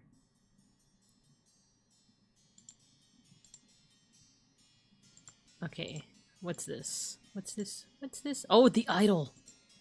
What's in here? Oh, we can't see. I'm clicking. What's in the trash? Ooh, more letters. Send him to Detroit. She loves the curry. I do love the curry. I know we're talking about Rose, but I also be loving the curry. Alka-Seltzer for the tummy ache and the next day after drinking too much. Yeah. Man. Man, curry though. Curry, I love curry. Especially like, it doesn't matter if it's... Oh, I'm going to get Thai food soon, by the way. Because I celebrated my birthday with my family, but Beans' family also wants to celebrate with me, and we're getting Thai food. And I'm excited, because I love curry. And their fried rice. Well, Edmund, you seem pretty pleased after the old boy passed away, and a spot freed up for you in the House of Lords. Take care of those with whom you ally. I have many friends, and will deal with you swiftly if you dare cross me. Lord George Bridges. This was sent April 2nd, so... April 2nd is when... April 2nd. Letter from George to Edmund. Edmund's still a little bit of a mystery, in my opinion. Thai curry, yum. Yeah, I love Indian curry, but I also love like Thai curry as well. Just all the flavors, all the spices. Okay, that was one letter. The revolution will come for the likes of you, you crooked bastard. Soon you will pay for your sins against the honest common folk with your blood. The final vanguard. Vanguard mentioned? I wonder if that's Mrs. Smith, because Mrs. Smith also has like some literature about, you know, overthrowing, you know, the bourgeoisie. Edmund Cloudsley. January 8th. Once more you have failed to answer our requisition. This is the last warning you will receive. Your transgressions against us demand amends. The only course of action you have is to surrender yourself to our justice. Last chance for repentance, serpent, or we will unleash one of our stewards upon you. The Brotherhood of Masks. Interesting. So there's another secret organization. Maybe it's related to Sebastian? Dear uncle, I heard you are interested in Lady Richards. I think you are too old for her. I shall court her instead. Secondly, please lend me 300 pounds. It is small change to you and I am desperately in need of it at present. Truly yours, Peter Batley. Of course, this is par for the court, right? Dear uncle. Wait, uncle? Is Peter Batley the ex-husband? Is Peter Batley the husband? Or is he the son? Married. Wait. What does this line mean? Because I thought this meant that Peter Batley is the husband of Beatrix. Because I think because it says married, but this could just be saying that Beatrix is married, but the line implies that this is actually her son.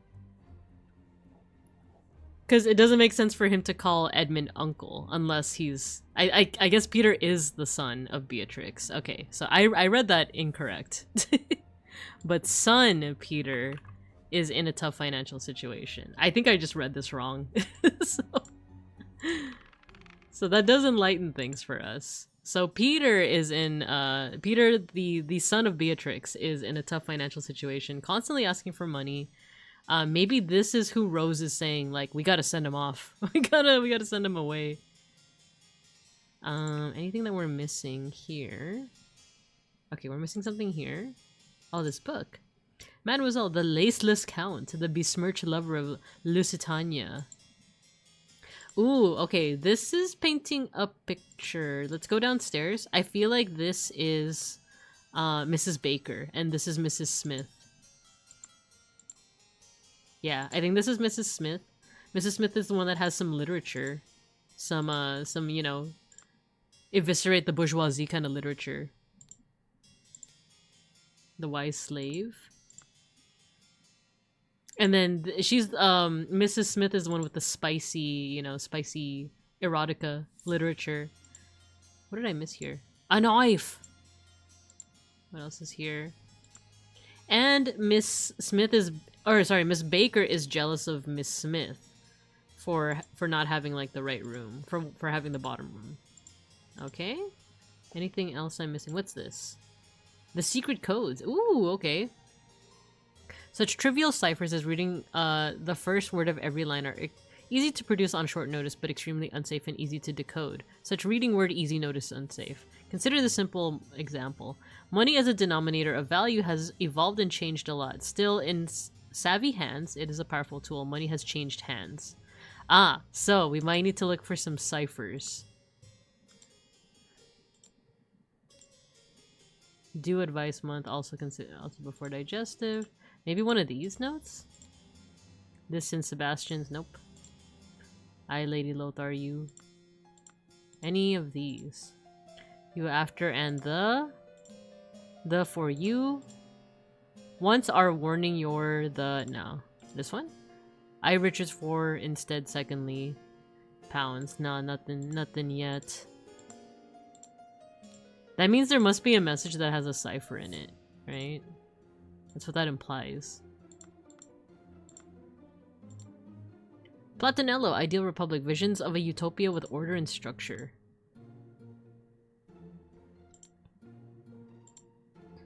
That worked, nope.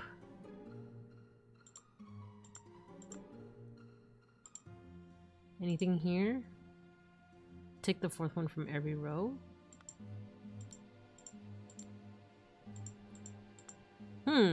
Maybe that's also like some kind of like indication of a cipher?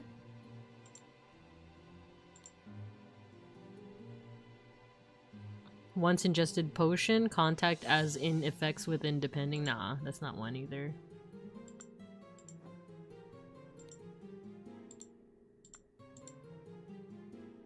This day preparation dinner.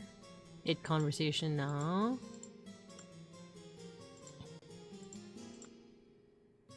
What is this? Clean Wednesday, eye experimenting artifact. So I think this is Mrs. Smith's. This one we don't know yet. Oh, I missed this. There's something right here in the corner. That's me in the corner. That's me in the spotlight. Losing my ooh, a bag? Oh, it's these two mallets. We've seen these before. Where have we seen them before? A knife! I'm headed to bed. Have a great rest of the stream. Thank you, beeplebees. Have a good rest. Thank you for stopping by, as always. That's mean. Oh, here. So whoever's room this is. Whoever's room this is has these little two mallets. Monkey man. Monkey. Okay, let's turn off the hints and then let's look at the final room.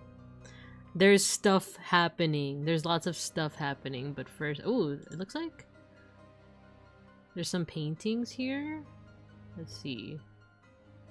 This guy does not look concerned about this very clear murder that's happening here. Okay, let's see what's happening here. The clue has been added to the thinking panel. Oh, okay. A salad untouched. A partially eaten salad. Partially eaten piece of roast. Partially eaten salad. Partially smoked cigar. Partially eaten piece of roast. Empty glass of red liquid. Yellow liquid. So wine. Wine. So they all have different combinations of things. Because some of them have salad, some of them have the roast, but I think they all have different combinations of drinks too, right? Both these people had like the roast and the wine. Both of them had the salad and the wine and a cigar, and then these folks just had like different combinations altogether. Oh, the wine. Amber liquid, so wine and brandy. This one is cloudy cloudy liquid. Pourquoi? Cloudy liquid untouched. Ooh, this is gonna be hard. We're gonna have to figure out whose meal is whose, essentially. I think there was something in the kitchen about that, though.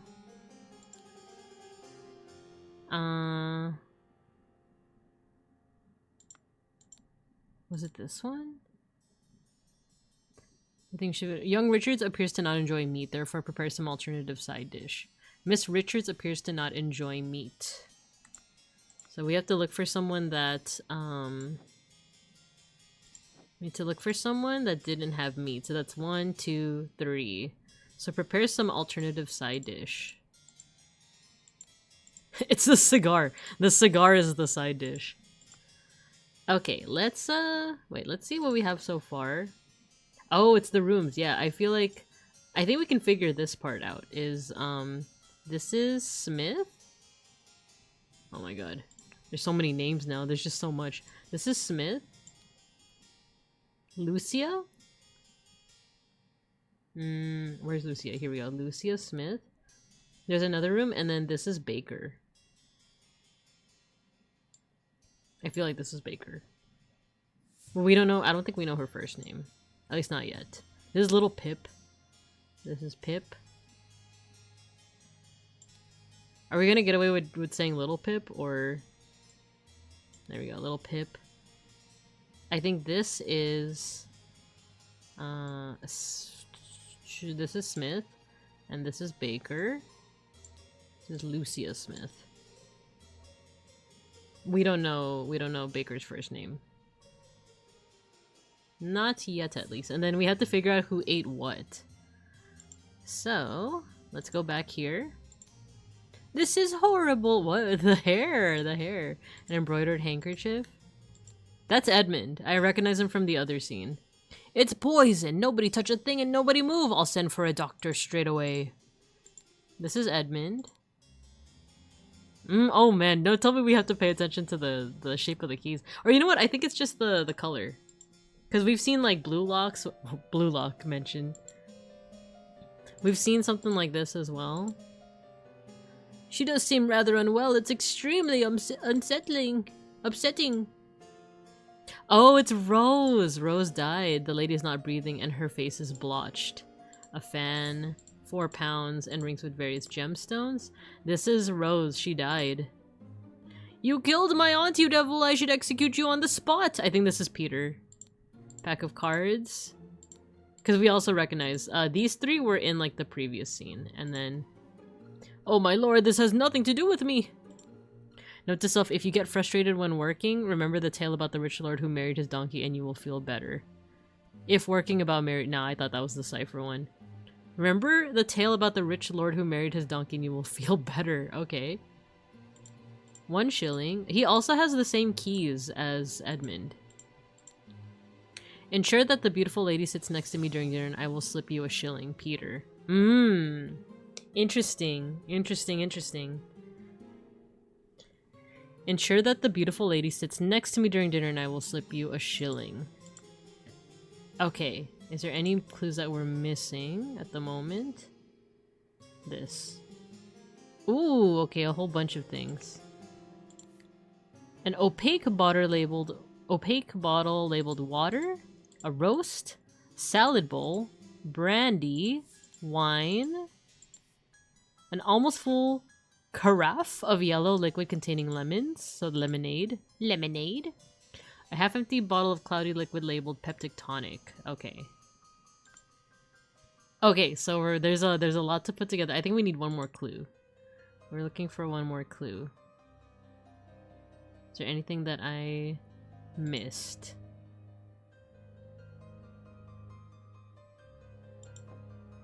Anything? Oh, here. We missed something from her. Small simple key? Dear Ada, I have to use this letter to share good news. There is no substance to the claims that your late husband used his position to squander church money. The judge has decided to remove all accusations and you will be no longer a target of baseless gossip. I truly and sincerely hope that this will provide some comfort in these dark times when ignorance and impudence go hand in hand. May our Lord steward over our poor souls. I, their use has no... Okay, so that... Wait a minute. This... The like... format of this letter feels like there's some kind of cipher. So, I feel like it's... Is this the one? No. This one? Take the 4th one from every row. Okay, let's go back down. Take the 4th from every row. I have to use... Okay, I'm gonna write this down. Use... There is no substance. Use substance. 1, 2, 3, 4. 2. 1, 2, 3, 4. Remove. 1, 2, 3, 4. Target. Ooh. Ooh, interesting. 1, 2, 3, 4. Sincerely. 1, 2, 3, 4. Oh! Sincerely dark. 1, 2, 3, 4. Hand. 1, 2, 3, 4. Steward. Interesting. The message reads as if you take the 4th letter or the 4th word from each of the lines, it's use substance to remove target. Sincerely, dark hand steward. We've seen that before. Where is it? The striped dark hand. Interesting. So this was definitely meant for... Her name is Ada, so we know that much. Her name is Ada. This is Ada Baker. We know some of these names as well. So this is... Let's do A to Z. We have here... The person who died is Rose. Yeah, Rose. Cubert. Yeah, Rose Cubert. Edmund Cloudsley. This is Peter. Here comes Peter Cottontail. Hippitus hoppitus badly. The rest we don't really know as well. So, let's for her. I think we're gonna have to go back to the entrance. Because I think they did say her name. It's, who is this? Mary. It's Mary. Mary Richards. This is Mary Richards. Where's Richards? Mary Richards. And I think this is probably her dad. Richards. Is this Lothar? I remember there was like something up here that was like Mary and her well-to-do father Lothar. Yeah. This is Lothar Richards. And then there's just this person. Who I actually have no idea. We might have to look back. We need to look back. Because we have quite a few names here. We have like Brian, we have David, Monkey Man, Stewart, Vanguard, Walker, Goran. David Goran? We did see that name before. Wasn't that like the lawyer? Or the attorney? Let's go back. Is it this guy? David Goran. Oh no, he's like he's the not charioteer. He's the one. Oh, Ash Blair Finest Tobacco. Oh, so Ash Blair has been a thing. Okay. That makes me wonder if the guy that murdered Willard was just like a random dude that just, or like he took the pseudonym of like a popular tobacco brand, or maybe he is like the manager of the tobacco brand. So it's just this guy. Let's see what we have here. So this is the meeting where this is a dinner party where Rose is trying to convince Edmund to send someone else to the colonies. To the colonies! She's frustrated with someone. I feel like it's Peter. George Bridges. The Final Vanguard. Brotherhood of Masks.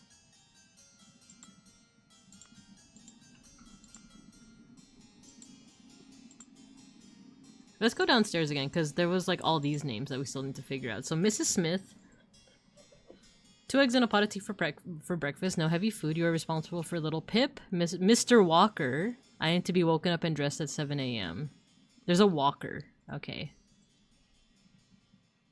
I think that last person is Walker. We just need to figure out his first name. I have to be woken up and dressed at 7 a.m. I expect to receive my daily newspaper by noon. Miss Baker, I expect all my rooms to be cleaned. David Goran. NB. Who is NB? I'm not really seeing a B here. I'm seeing a Brian and a Bridges, but I don't know who N would be.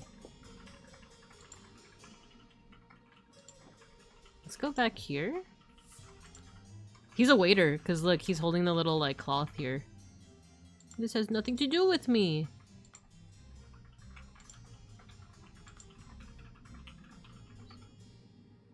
So he's some kind of servant. What was his name again? Walker. So his name is Walker. We just need his first name.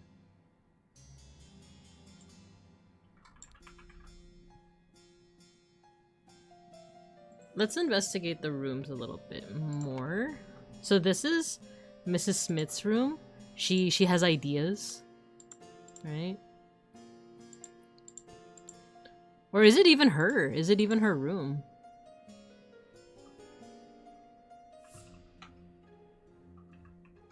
Because we were thinking that it's her because we know that she's worked for 3 years. But that doesn't necessarily mean that she's worked the longest. Walker Texas Ranger, exactly. That doesn't necessarily mean that it's Mrs. Smith's room. There could be someone like maybe the waiter. Maybe the waiter did do it. Maybe the waiter, because he looks pretty old, right? He doesn't look. He looks pretty old. Maybe he's been working here for longer, but hasn't been acknowledged, and maybe that's why he's trying to kill someone. Or it could be her. It could be her. So, what about this one? What can we find here? David, clean up the barn until Wednesday. I plan to continue experimenting with the artifact.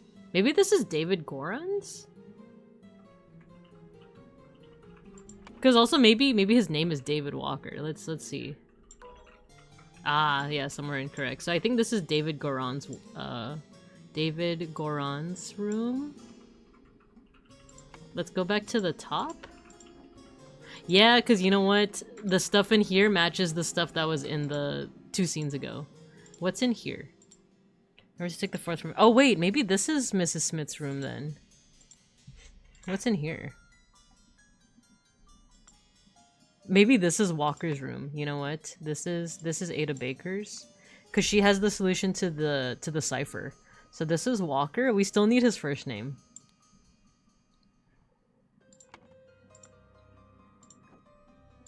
Whose is this? Monkey Man. Monkey Man. There's also this. Oh, you know what? This might be a secret room.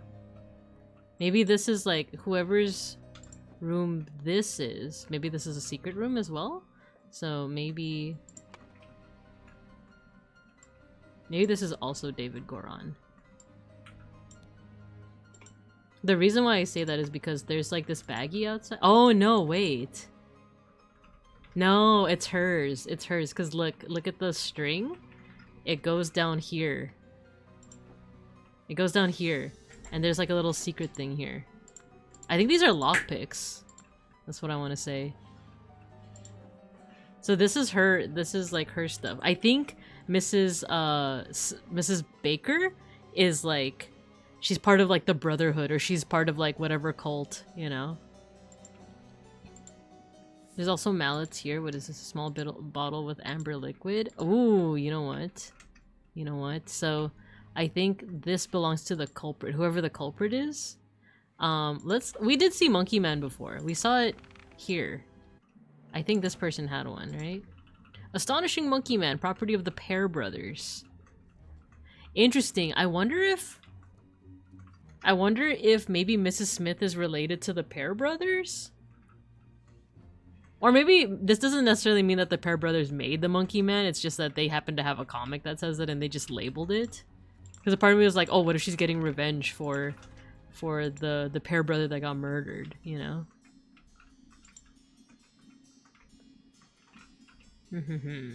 Mr. Walker. So we actually don't know whose this is yet.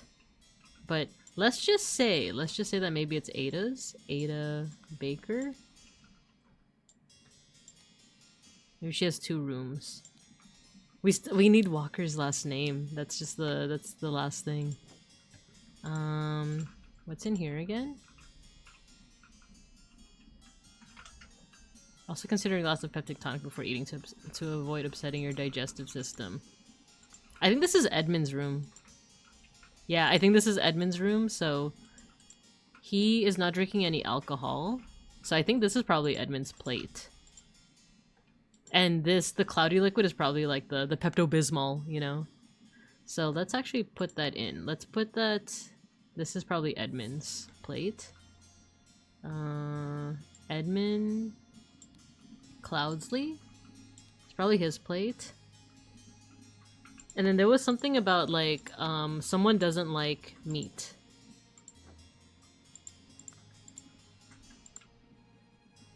Is it... Where was it? Wine, brandy. Young Miss Richards doesn't like meat, therefore prepare an alternative side dish. Young Miss Richards. Mary doesn't like meat, so it could be either of these two. But there's also cigar, and I feel like it's one of those like, oh, it's unladylike for a woman to be smoking a cigar, you know. So maybe I'm gonna say that this is probably Mary Richards' plate. Mary Richards. Let's go back actually to the first room, because we did see something that had to do with a cigar. An overcoat and a hat. Box of cigars. What did Pip do again? David. Run to the city and grab me some ashbutter tobacco and a bottle of gin. I will pay you when I'm back. David. Maybe this is David Goron?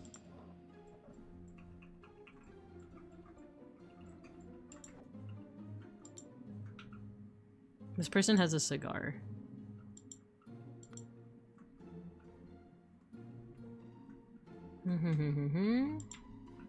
Some shillings. What does he have? He has the key. Remember the tale about the rich lord who married his donkey and you will feel better. The rich lord who married his donkey.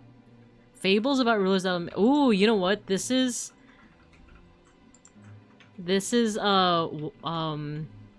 Walker's. I think this is Walker's room. Because it has the fables, right? So this isn't Lucia's. This is...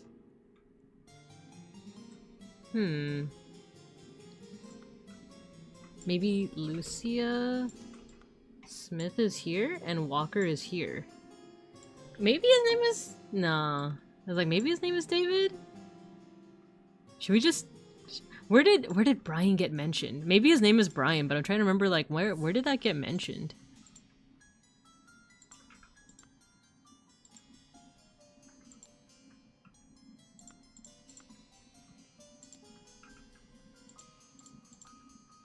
Your diary. Paint. Down with parasites. Hello, Orlando. Hello, hello. X2 dropped the Evo Cup and now I'm at Red Robin. Let's go. Let's go. I know you said you dropped, but Red Robin. Yahoo! We're continuing our playthrough of the Case of the Golden Idol. It's becoming very titillating. I feel like we're very close to figuring out certain details. This is Ada's. This is the Laceless Count. Oh! If this is Mrs. Smith's room, that means she's lying. I do not read such a dirty literature anymore. She's lying. Oh, this is where... Okay, I do hope our master's guests are satisfied and that Brandon served everything as instructed. It's Brian. His name's Brian. Brian. There we go. Brian Walker. We have all our characters. This is Brian Walker's room. Whoa, wait, something's incorrect. Oh, you know what? This is still incorrect.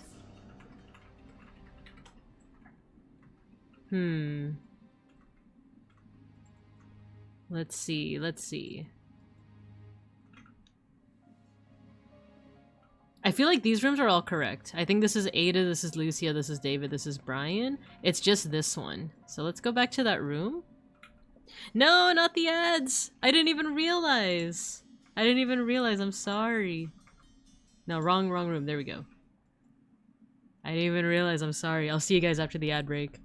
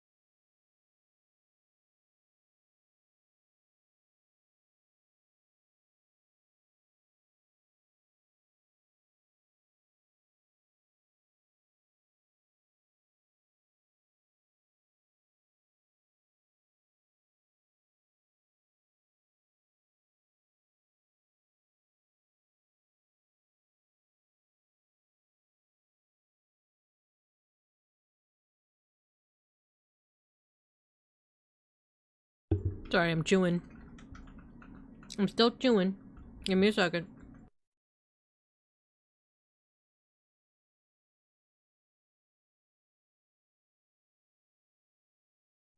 Recess is so eerily quiet. I'm sorry. I keep hearing like the music of the game in my ear, but I realize, yeah, I'm not sharing the music with you guys. By the way, if you also hello Nina, hello. Remind me next ad break to put on some music, because I started listening to this person Paida. They're a American idol, J-pop idol, and her music is just pretty banging. I really like it, actually. I would say give her a listen. Yeah, I'm eating my vegan torta right now. Hello Nina, we are exercising our art analysis brains right now. We're trying to figure out a mystery. A moida! What's the spelling? It's Paida. P-A-I-D-A. Yeah. She's like a J-pop idol, but she's, I think, centered in Texas? I wanna say? Yeah, Paida. Exactly. She has a very, like, you know, the usual J-pop kind of cutesy style, but, like, when she says, like, when she has English lyrics, it's, you know, it's pronounced well because she speaks English. But it's pretty cool. I love her dance moves too, and it's just nice to see like an American, or I'm assuming American, like idol as well, especially black American idol. Okay, so we've figured out a couple of things.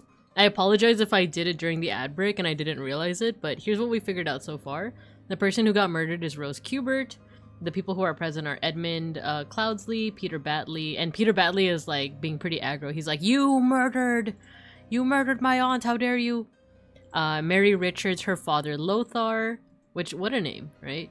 And then Brian Walker, who is a waiter, and then the maids Lucia and Ada, and then there's little Pip. We're trying to find out whose rooms are whose. This one is a mystery because maybe it's also Ada's? No, that's what we tried and it said that it was incorrect. Because the room has this. It has Monkey Man. These mallets, which I'm assuming are like lockpicks. A couple of pennies. And a small bottle. So I feel like this belongs to like someone either nefarious, or another thought I had is, what if it's little Pip? Because it has like these comics, right? I don't know. Let's try it out. Let's see if this is like little Pip's room or something. Oh, it is little Pip's room. Interesting. So we have all of the servants' quarters now. It was the comics that kind of tipped me off, but also why does he have lockpicks and like, you know, all these things in his bed? It could be that he doesn't like realize that someone snuck it in there, or maybe they're trying to frame him, or maybe little Pip is nefarious. Maybe he's, what if he's not even a child, you know? What if he's like, what's that one movie where it's like the person who's pretending to be like a child, but like spoiler alert, she's not a child and she's like a murderer, but she just has some kind of dwarfism. Grab me some ash, Blair. I will pay you when I am back. This is from David. Or it could, because also like my first assumption is that he is the child of like one of the people in here, right? But like if he's like living in these like, you know, crappy little quarters, like this little room over here, maybe I'm wrong.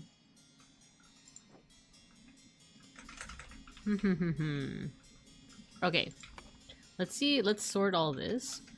We don't know yet, like the dishes. We might have to guess at some of them. We know that Mary doesn't eat meat, and we know that Edmund avoids alcohol. So what else? And then Peter's there, and then Peter actually slipped a note to Brian saying like, oh, if you make sure that the woman is next to me, I'll make it worth your while. Like this note. Ensure that the beautiful lady sits next to me during dinner and I will slip you a shilling. Ah, so if that's the case, ensure that the beautiful lady sits next to me. So this is probably Peter. Peter Badley? So that just leaves, let's see, Edmund. That just leaves Lothar and someone else. Rose. It leaves Lothar and Rose. Let's see if we can guess. Maybe Lothar and Mary like match, and then maybe Rose Ah, okay, okay. Because here's what I was getting, or here's what I was guessing is that like Mary and Lothar, since they're father and daughter, they're probably matching diets, you know? But Lothar is the one who would like have a cigar because he's the one that's visiting and he's like the man, you know? Would it be ladylike for a woman to be smoking a cigar? Peter wanted to make sure that he wanted to make sure he's sitting next to Mary. The beautiful girl, unfortunately he doesn't mean the beautifully rotund Rose Kubert. And then Edmund here is trying to avoid alcohol, and then Rose would be the last one left. Peter has slipped a note to Brian. Holy crap, Lois! This is just that one time I tried sneaking notes in class. Beta! I know, it'd be a shame that there's no Lois here, right? So we might have everything we need to solve the mystery. So blank wanted blank dead, and thus blank poisoned the blank and hid the necessary key in a blank. At the dinner party, blank ingested the poison and died.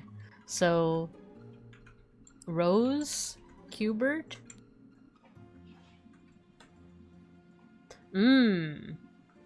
Rose was killed, but to me it feels like she wasn't the intended victim. Because maybe it might have been Edmund, because like all of the well, not all of them, but I feel like Ada or Lucia would have reason to kill Edmund, because it seemed like Lucia wanted the bottom room. Oh, and Brian. So it could be Brian, Ada, or Lucia. But I think it's Ada. So I think Brian and Lucia had like reasons to, but it was Ada because she's working for that like organization. Because she's the one that got the secret message saying, use substance to remove target, sincerely Darkhand Steward.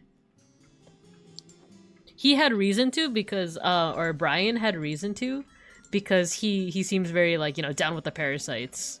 And it seems like he didn't get the promotion that he wanted either. So it had to have been... It could have also been, it could have also been Lucia?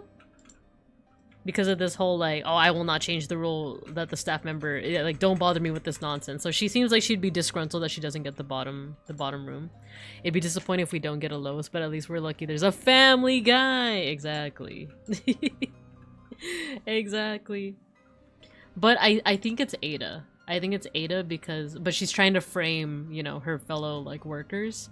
She has access to this, a small, simple key. So I don't think she would have access to the wine or brandy. She might have access to anything in here, like the water?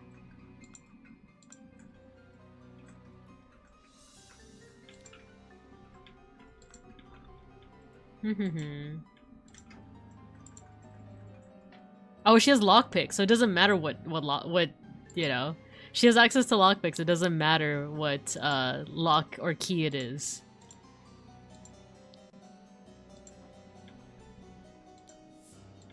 So she would even have access to this. She would probably have access to the peptic tonic. I feel like they were trying to either kill Edmund, or maybe they were trying to kill Rose. And I think they used the peptic tonic. Because it would have been only something that the two of them would have been able to ingest, and I think it's the peptic tonic. So let me see if it's that. Ada Baker wanted, let's say Edmund? I feel like it's Cloudsley because I think he has access to the golden idol, and that's like the whole thing. There's a Stewart. Now we just need Christopher and Megatron. I forgot that her name is short. Meg is short for Megatron. Oh no, it's so Ada Baker's the murderer, but it's the Darkhand. It's Darkhand Steward. Wanted Edmund Cloudsley dead, so Ada Baker poisoned the peptic tonic. The tonic, and hid the necessary key in a... Oh. Where did they hide the key? In a mattress. Ah! Got something wrong. At the dinner party, Rose Kubert ingested the poison and died. Poisoned the... Oh, maybe it's not the tonic. What's something that they had in common? So... They had the tonic in common. Not the wine, because if it was the wine, then other people would have gotten poisoned. If it was the veggies, these people would have gotten poisoned. If it was the meat, it would have been Peter. I think it is the tonic. So, was it Edmund that they wanted dead? Maybe it is Rose. I feel like it's Edmund, but let's do this just in case. No, the scroll is not filled incorrectly. Edmund Cloudsley. 2 or fewer slots are incorrect. Okay. Poison the tonic? The water, the wine, the brandy, the lemon. Oh, the lemonade. Nah, if it was a lemonade, it would have been Mary Richards. I think it's the tonic is the only thing. Maybe the key is hidden somewhere else.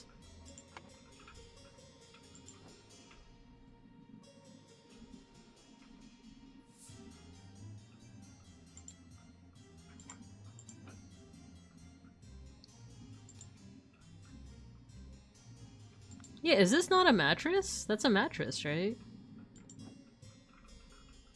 Because here is just lockpicks. That's all this is. Okay, Dark Hand Steward.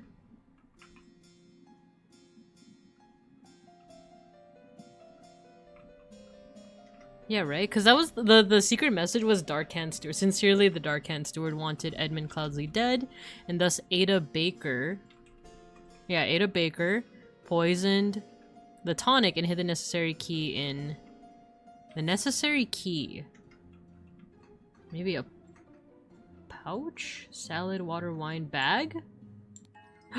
We did it! We did it. It's the bag. It's the bag that is like hiding outside of the house. No hints access. Ada Baker received encoded instructions from Darkhand Steward to poison Edmund Cloudsley. She used her ability to move freely throughout the rooms while cleaning and made a copy of the key in the medicine cabinet. She used a syringe to poison— Oh, that's right! There was a syringe! Sealed peptic tonic bottle. However, during the party, Rose asked for tonic and drank it first and died from the poison. Ah, okay. We did it. We did it. Nice.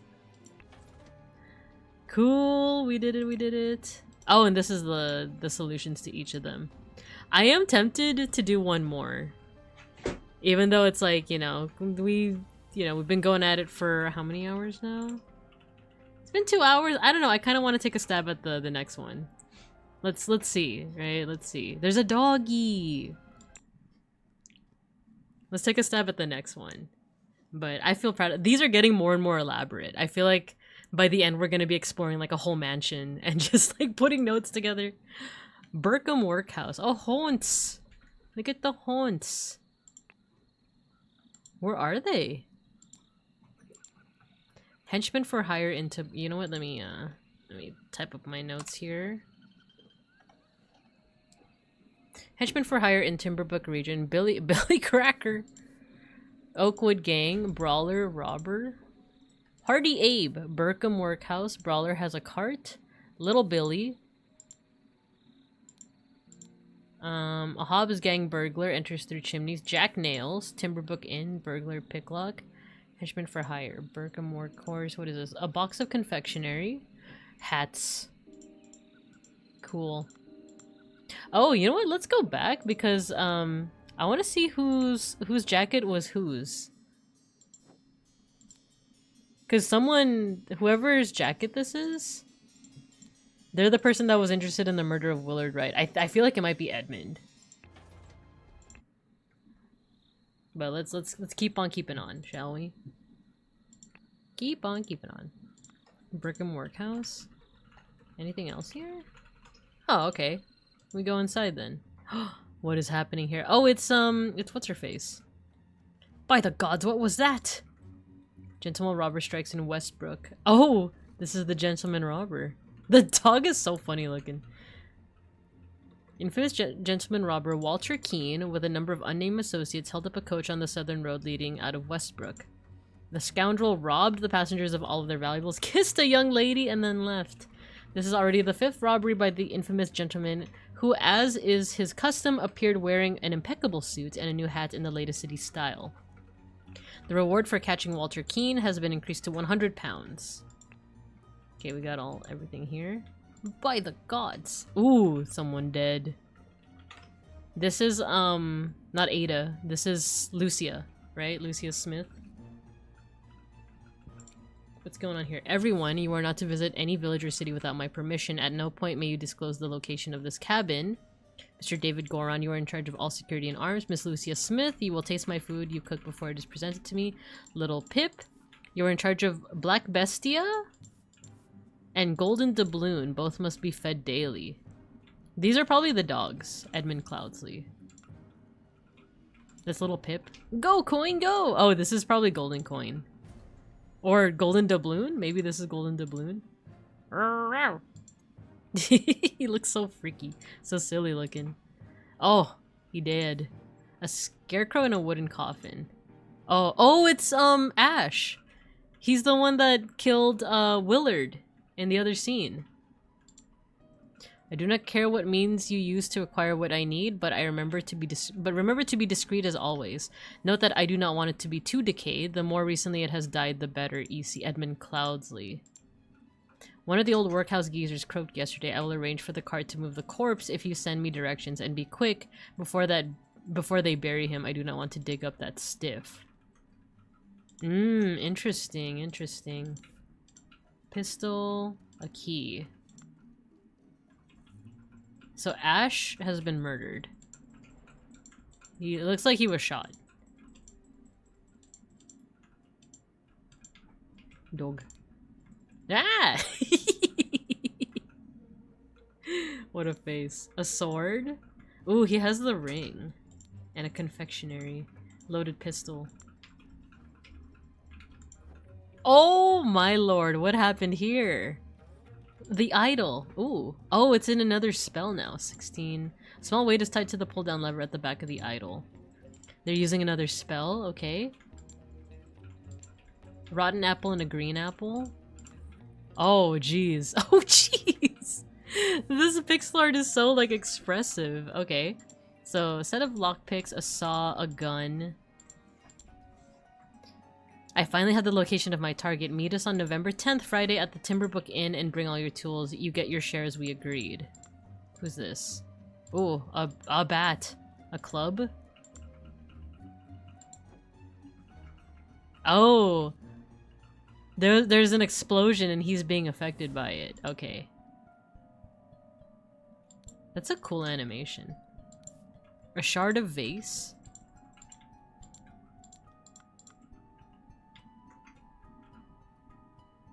A chest. Oh! That scared me. I think this is Edmund.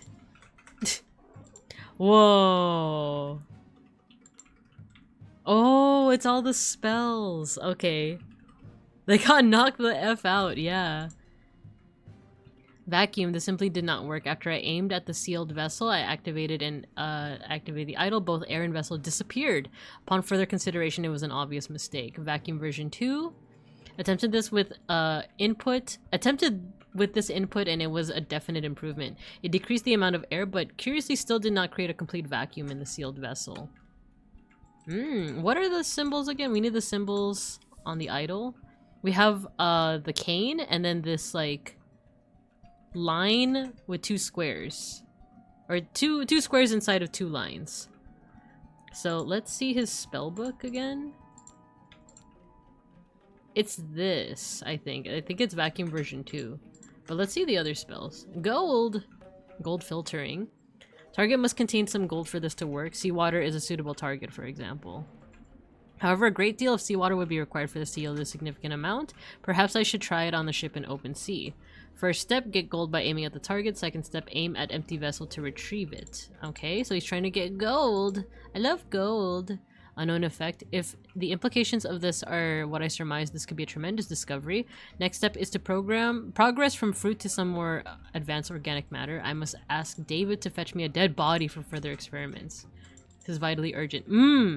I wonder if this is some kind of like bring back to life, like life resuscitator, right? Because there's like these apples. One of them's rotten and then the other one's fresh. So maybe that's why he wanted a body, to like see if he could like resuscitate it. Fire! Spontaneous combustion. We're familiar with this one, right? We know all about fire. You cannot combust the target if you have not performed the freezing beforehand. Interesting. The speed at which the heat is increased appears to be influenced by how strongly I press the trigger and how long I have performed this before it. Freezing. Oh, I'm noticing that sometimes the cane has a dot next to it and sometimes it doesn't. So that means this doesn't have a dot. So that means it's not this spell. It's not this one either.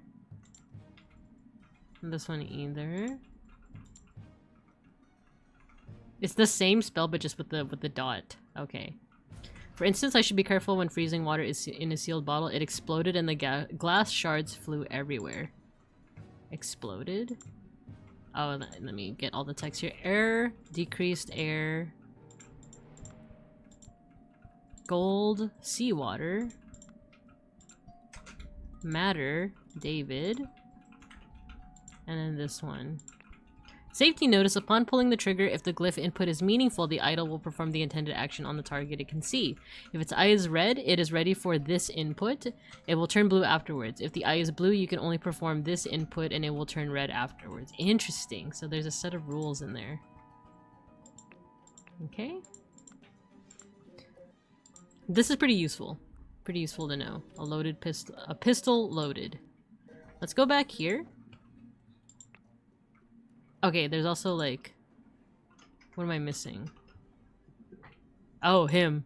The man is breathing but appears to have lost consciousness. Oh, okay. So he's not dead. I just kind of assumed. Oh, he doesn't like have a bullet through his head? But he is bleeding. So he's not dead. Not yet, at least. Is there anything I'm missing from here? No. Haunts. Wait, is this it? Those are the only clues? Oh, okay. Did the Egyptians call that a cane, or is that what we English speakers call it? It was a cloth. It's a folded cloth. Because that is a hieroglyph. Good memory, Owen. It is a hieroglyph. I think it's specifically the one for the S sound. I think. But the rest of these symbols, they don't look like hieroglyphs, so they might have just picked like a cane. But yeah, this does look like an Egyptian hieroglyph.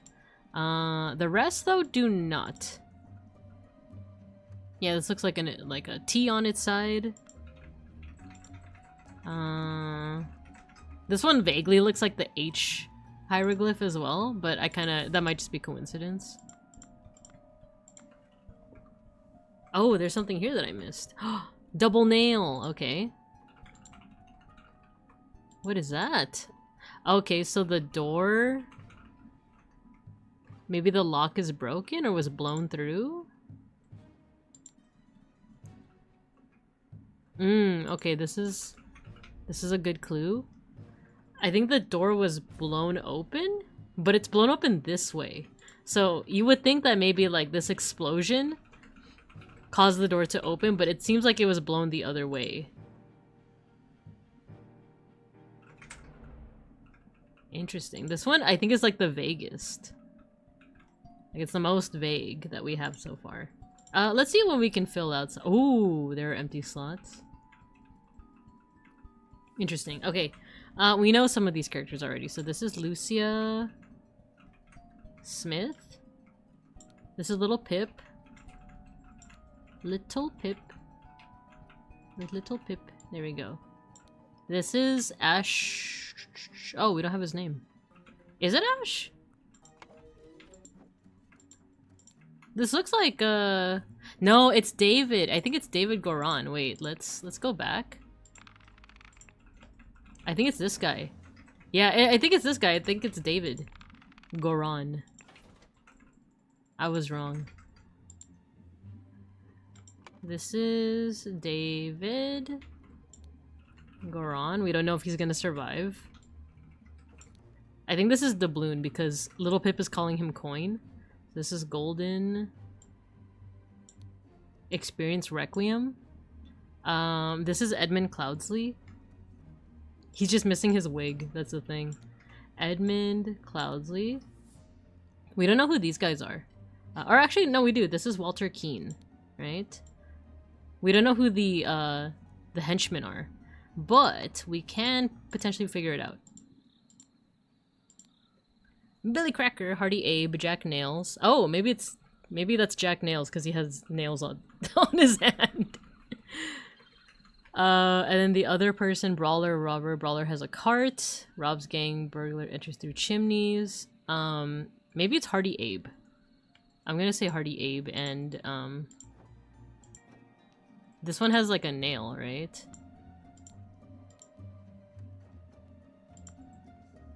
And he has a letter from WK.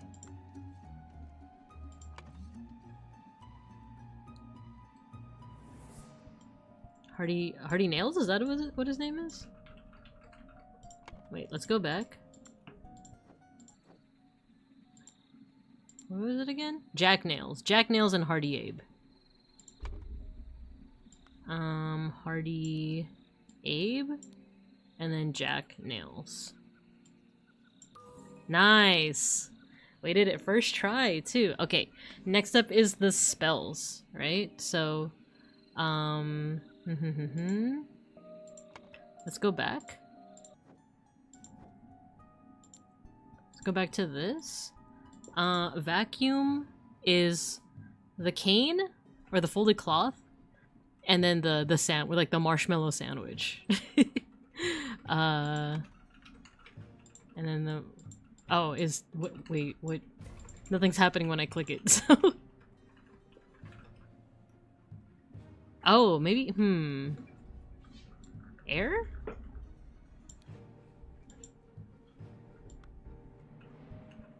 Oh, each of these symbols means something when combined. Okay, wait. Okay, let's go back to this.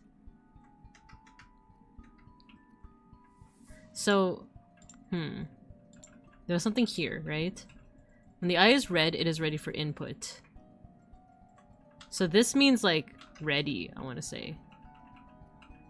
What are our words? Air, coffin, corpse, gold, heat. Club, decrease, exploded, increase, shot, stabbed. Air, coffin, corpse, gold, heat. Interesting. I think we're gonna have to use context clues to figure out like I think this one means gold, right? So it's like what, an hourglass and a crayon? So hourglass and crayon means gold. This probably means like air. What's this one used for? Let's look at the flame one. The flame one, okay. Maybe this is decrease and increase. Like, let me do this. Decreased, increased. Like, as in this is like to increase fire, right? And then to decrease fire means to like freeze. Right? Do you get what I mean? Because it seems like these are the symbols. Like if we assume this is like to increase, and these symbols maybe mean like flame or air. What do we have here? Heat. Heat matter. Maybe this is to increase or decrease heat matter. I'm thinking. Heat matter? Ah, it's not, it's incorrect. Okay, gold. Maybe air? Because the one for vacuum is this. It's like decrease. Wait. This simply did not work after I aimed the shield. Both air and vessel disappeared. Maybe this is matter? Decrease matter? This is matter. This is heat. We figured it out. See? This is scratching my itch because it's also a little bit of linguistics. This is very similar to one of my favorite like linguistics types of video games. It's called Heaven's Vault. I want to play it on stream for you guys. I played it before, but I think it's been long enough that I've forgotten enough of the solutions to play it with you guys to kind of go in pseudo blind. But it's cool because basically you figure out what like symbols mean just according to context. So like if we take everything that we have here, the staff by itself means to increase. The staff with like a dot means to decrease. So if we take that, this means decrease This would be matter, right? We put here matter. So to decrease matter just means to like make it go invisible. This means to decrease air, which causes a vacuum. Let's see if it makes sense with everything else. This is the glyph for gold, so decrease gold. Yeah, so you decrease the gold, as in you take it out of the space, and then you like increase the gold, as in like you give it to yourself. So that makes sense. What about this one? Ooh, this one we don't know yet. This one is matter. I feel like this might be the glyph for life. This is increase matter life. This is probably like to rejuvenate something. This is increase matter fire or heat. Increase matter heat. This is to decrease matter heat. This is the freeze. This is to combust. And then this is just explaining that rule. So the only glyph that we don't know for sure is this one. But just from context, it seems like it means life. Alright, so we figured out all of the like additional stuff. Now we just need to put the story together. Let's put it here. So blank needed a blank. Blank along with accomplices delivered a blank. Upon entering blank suddenly verb blank. Meanwhile blank verb the amount of something in a sealed something. Ooh, this is gonna be hard. Killed them both. I think this is talking about the accomplices, Hardy and Jack.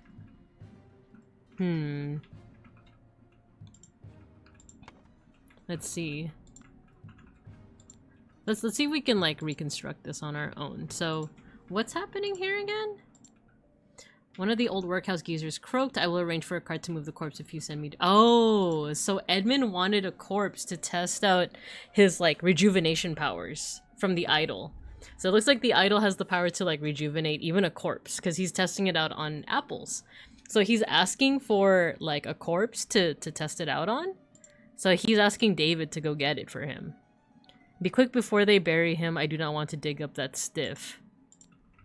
I do not care what means you use to acquire what I need, but remember to be discreet. So note that I do not want it to be too decayed. The more recently it has died, the better. So this is from Edmund. This is from someone else.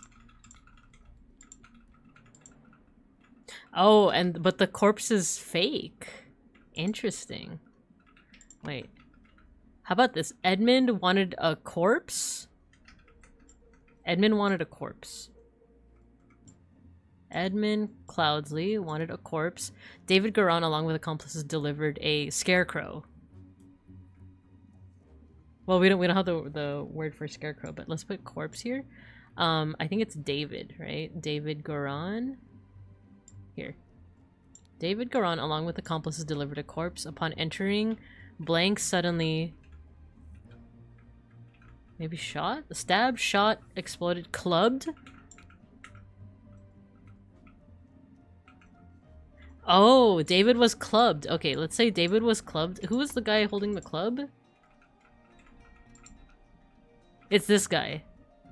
It's Hardy Abe. So Hardy Abe.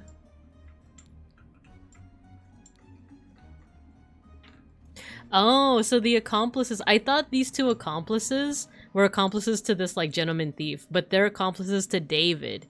So David was the one who like got the corpse. They came here, but this guy just so happened to be here too. Is what I'm getting. Like the penguin? Let me see. Yeah, like the clubbed penguin. Poor guy. They didn't need to be clubbed. Meanwhile, someone blank the amount of blank in a sealed blank. Exploded? Oh, wait. There was something about, like, water here. It's, is it this one? Here, freezing the target rapidly can create a curious side effect. For instance, I should be careful when freezing water in a sealed bottle. It exploded and the glass shards flew everywhere. So they put water in here. Edmund put water in there. Meanwhile, Edmund Cloudsley, oh, we don't have, exploded the amount of water in a sealed vase. There we go. Edmund exploded the amount of water in a sealed vase. When blank and blank entered the room, the blank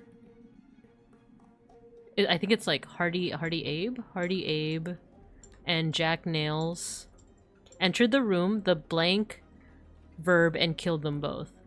The vase exploded and killed them both. The vase exploded and killed them both. Ah, dang it. I got something wrong. Okay.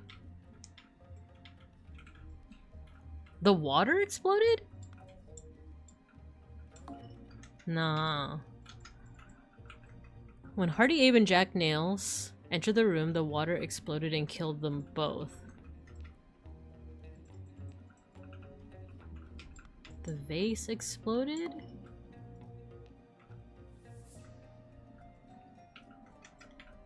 The vase stabbed? Nah. I think it's exploded. Okay, Edmund Clousey needed a corpse, and David Garan, along with accomplices, delivered a... Oh, it wasn't a corpse. A coffin. Nah. Because they didn't deliver a corpse, they delivered a scarecrow.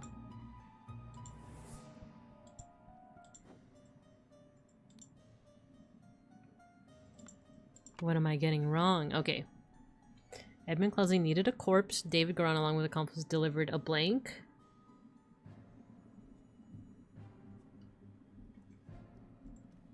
Hardy Ape?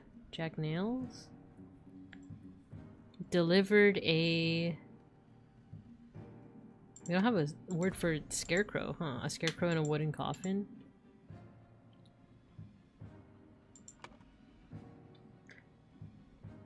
Along with accomplices, delivered a... I'm just gonna say coffin.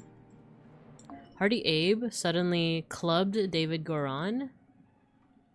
Meanwhile, Edmund Clousey exploded the amount of water in a sealed vase. Was it him?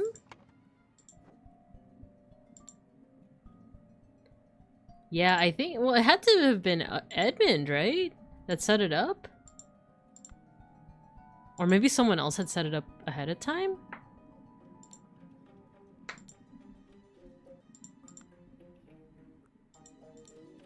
Shard of a vase?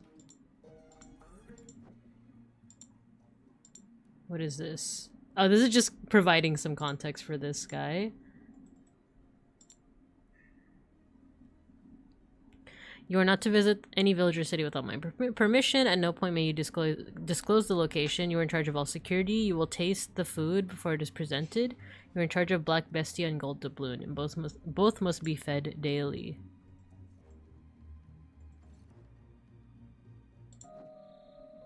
What's in here again? Fashionable hats? I feel like this guy's just completely unrelated, isn't he? Or no? We're like so close. We're so close, but we're like missing something here. Edmund exploded the amount of water in a sealed vase.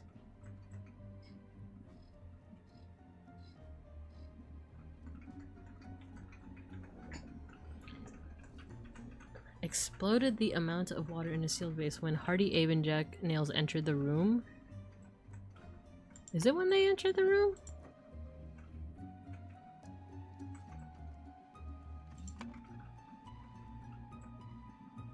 The vase exploded and killed them both.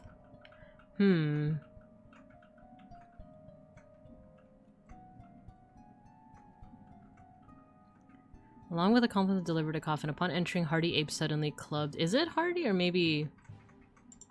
Who does he... He doesn't have a club. He has a club. And I'm pretty sure this is Hardy Abe, because this is Jack Nails. Because this is what I'm imagining. These were the accomplices. I guess they wanted money or something. They wanted the idol. But Edmund had kind of planned for that? Wait. Maybe it wasn't... Because Edmund is also hiding. Lucia? Nah. Dave was already unconscious, but you know, it was worth a try. I feel like it is Edmund. The scroll is not filled in correctly.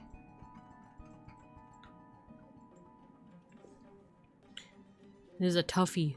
Okay, Edmund Clousey needed a corpse. David Goran, along with accomplices, delivered a coffin.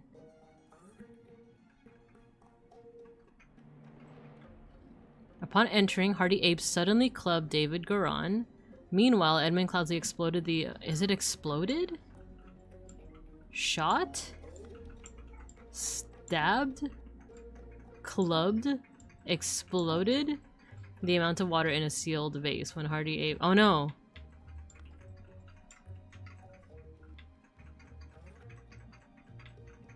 Cause he like... he froze it, right? Is it increased? Decreased?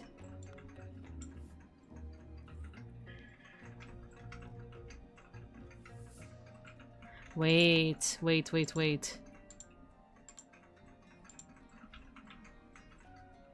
When I should be careful when freezing water. It exploded and the glass shards flew everywhere. Freezing the target. Because this implies that he put like water in there, and that's what I'm seeing too. This feels like it's water. Maybe it's air. Could it be air? Increased? 2 or fewer slots are incorrect. Okay. Increase the amount of air in a sealed vase. Decreased? No, increased.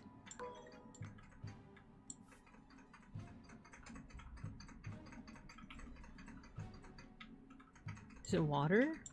No. Matter? Heat? Gold. Is it air? Maybe this is correct, but I have something else wrong. The vase exploded and killed them both.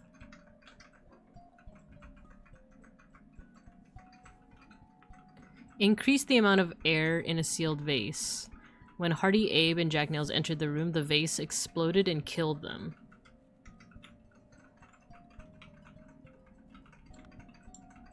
It did explode, but is it saying that the shards stabbed them? Nah. Exploded. Is it club? Shot? Stabbed. Exploded. Clubbed. Okay. Needed a corpse. Delivered a... They delivered a scarecrow, that's the thing. A matter. What's the matter, baby? Air. A corpse. A coffin. Edmund Clousey increased the amount of air. Hardy, Abe, and Jack Nails entered the room. The vase exploded and killed them both. A matter, baby? What's a matter, baby? We're so close. We're so close. Edmund Clousey needed a corpse. David Goran, along with accomplices, delivered a coffin. Upon entering, Hardy Abe suddenly clubbed David Goran. Was it a clubbing? Okay, let's keep...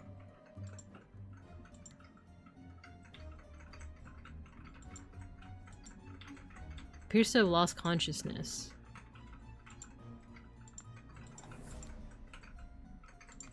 Wait, there was a WK somewhere here. Walter Keane, right? There was a... Where did I see the WK?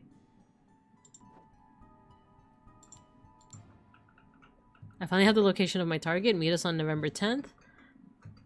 Oh, yeah, so this... Oh! Walter Keane?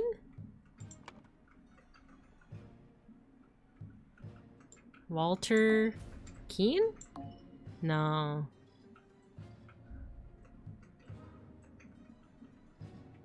Suddenly shot? Nah. Hardy Abe?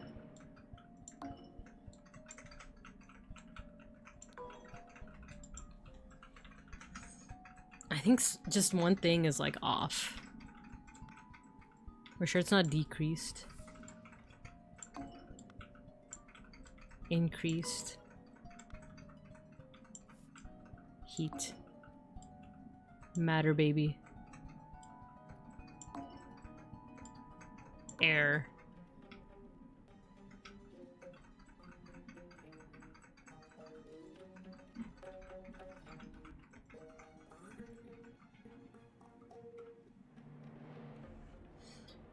There are hints, but I feel like the hints aren't gonna be useful. I feel like it's gonna be like, it's gonna give us a hint for something we already know. It's like, oh look at the inside of the trunk. Like, that's why I'm like, oh, we could use a hint, but at this point, it's like I feel like we're just brute forcing it, you know?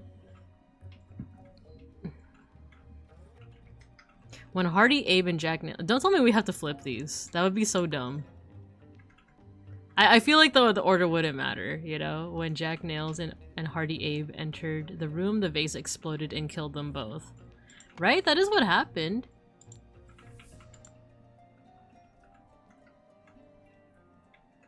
Is it the air exploded? The air exploded? No. The matter exploded. I think it is the vase exploded.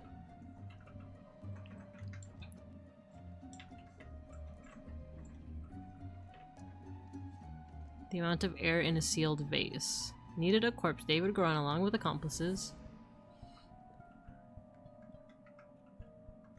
Hardy Abe suddenly clubbed David Goran. Maybe it wasn't clubbed. A shot exploded.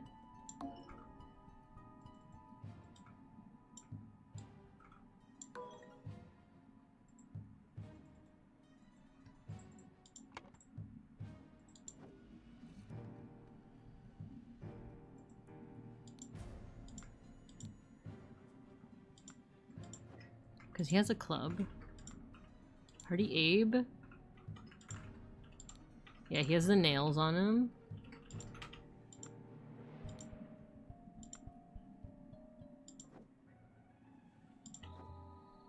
Haunts.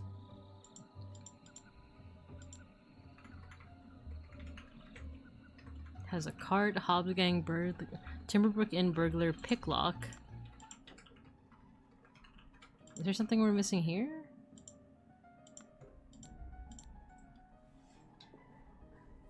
When a number of unnamed associates held up a coach on the southern road, the scoundrel robbed the passengers of all their valuables, kissed the young lady, and then left. This is already the 5th robbery.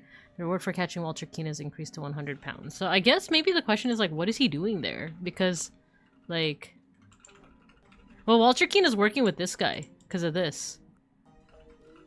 Bring all your tools so we get as much of the share as we need.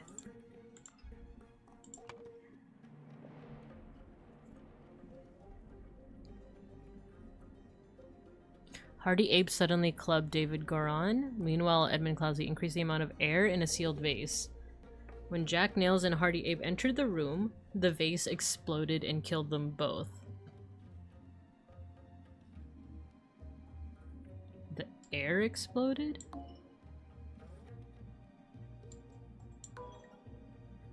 And killed them both. Hardy Abe, Jack Nails, David Goran, Edmund Cloudsley.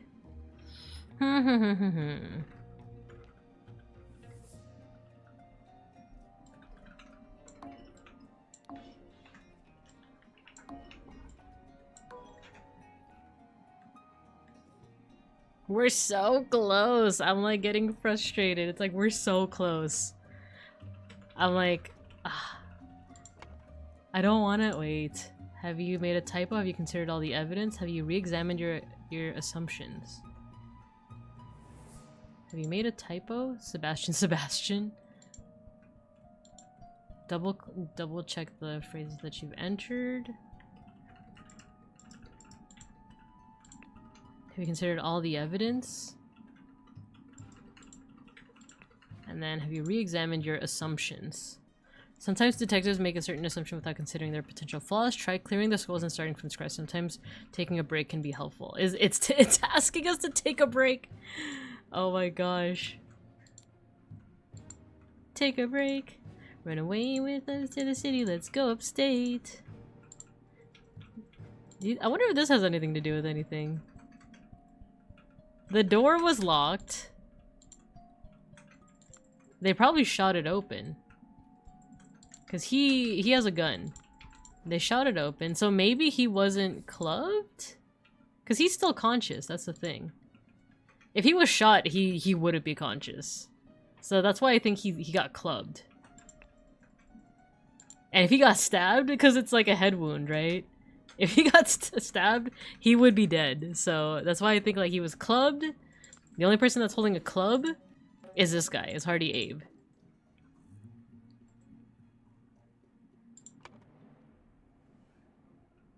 Is it Edmund that needed the corpse? Because it sure seems like it was, right? David Goran, along with accomplices, delivered the coffin. What if we change this to corpse?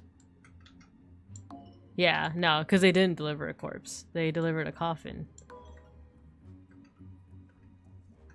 Hardy Abe suddenly clubbed David Goran. Meanwhile, Edmund Clousley increased the amount of air in a sealed vase. When Jack Nails and Hardy Abe entered the room, the vase exploded and killed them both.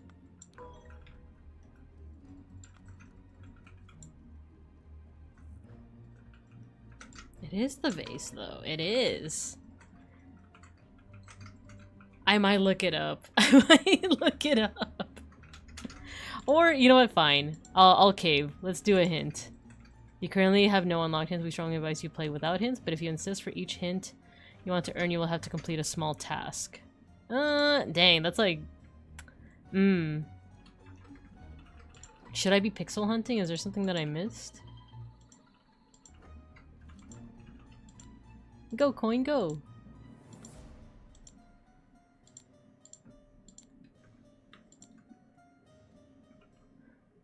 I will arrange for a cart to move the corpse if you send me directions, and be quick before they bury him. I do not want to dig up that stiff. A key, a loaded pistol, 5 shillings and a pence. He has a ring. I think that might be an important detail.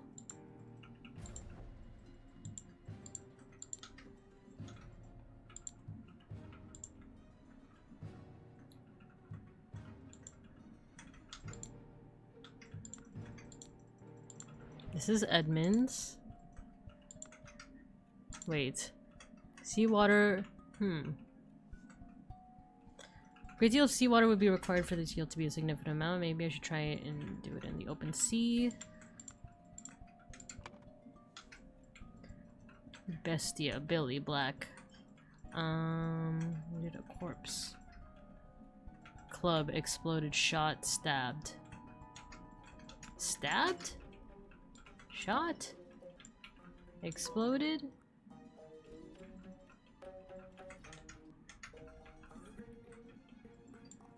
Walter Keane. Nah.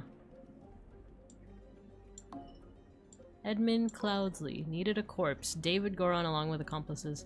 Walter Keane. What? What? So it was Walter? The scroll has been fulfilled. To gain entrance to Edmund Cloudsley's secret forest cabin, gentleman robber Walter King pretended to deliver a corpse to Edmund for his experiments. On entering the cabin, the robbers ambushed the servants, and Edmund locked himself in his study. While the robbers were sawing through the lock, Edmund prepared the trap with the idol that killed 2 of the intruders. Wait. Huh? It was Walter that got it. Ah, that was... So I just assumed because... Well, I assumed because literally Edmund tells Goran. Edmund literally tells Goran to go get the corpse, you know? I need to be discreet as always. What? Come on. Come on. He literally tells Goran to go get the corpse. So how, you know, the assumption is that Goran is the one that gets it, you know? But instead it's Walter Keane. Oh, it's the confectionery. It proves that he came with the group because they also have like all these confections and stuff. Ah, man. I feel like I was still pretty smart with the spell and the glyph though. But that's such a like minor little detail. That's such a minor little detail, right? Of like, oh, he literally told Goran to go get it. Let me snooze this ad. He told Goran to go get the corpse, so I assume that he's the one that got it, right? But instead it's like, oh no, pay attention to the candy, pay attention to the candy. So we did it, we solved this one, but I do think that this is probably where we're gonna call it. However, let's see this little cutscene that's gonna transition us to the next oh my gosh, there's some stuff happening. There's some stuff happening here. Okay, so Goran survived. Denser corner, the bandits accidentally set off my master's laboratory, chemical ingredients. What happened afterwards? I managed to fend the rest of them off. My master Lord Edmund Cloudsy got caught in the blast, which severely disfigured him, and soon afterwards he died. Bless his soul. Oh, doggy. Look at the doggy. So Edmund is now dead. Interesting. But we don't see it on screen. I don't know. Part of me suspects that maybe he's faking it. Maybe he's faking his death, you know? In order to, like, get people off his trail. Because he's such a, like, he's been a central character since, like, here? You know? For the past, like, 4 chapters. So, for his death to be off-screen feels a little suspicious. But, that's just how I feel. But, alright. We did it, you guys. We did it. That last part was a little frustrating because it was, like, one little detail. But, nonetheless, it still exercised the old art analysis muscles. I'm still really excited to keep on playing this game. I'm gonna be doing so next week, maybe even the week after, depending on how many cases we have. Yippee! Depending on how many cases there are in total, I might play it, you know, for the next 2 weeks up until pretty much the new year. This is probably gonna be our last, like, full game for the year, which, what better game than one that's centered on art history, right? So, that was fun. That was fun. So thank you for bearing with that. I think we will move on to our mosh pit. We're gonna go ahead and call that.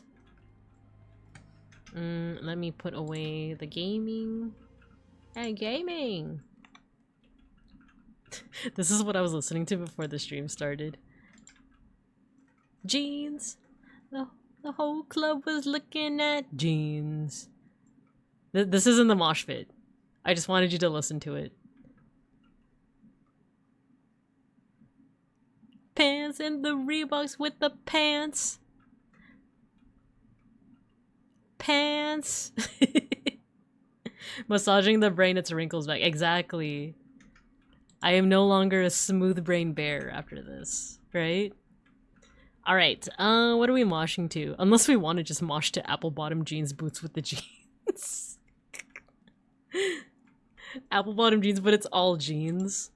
Let's see what we can mosh to. If you guys have never moshed with us before, all you gotta do is once you hear the music, go ahead and spam your favorite emotes. And then I'm gonna make your little avatars at the bottom there fight each other.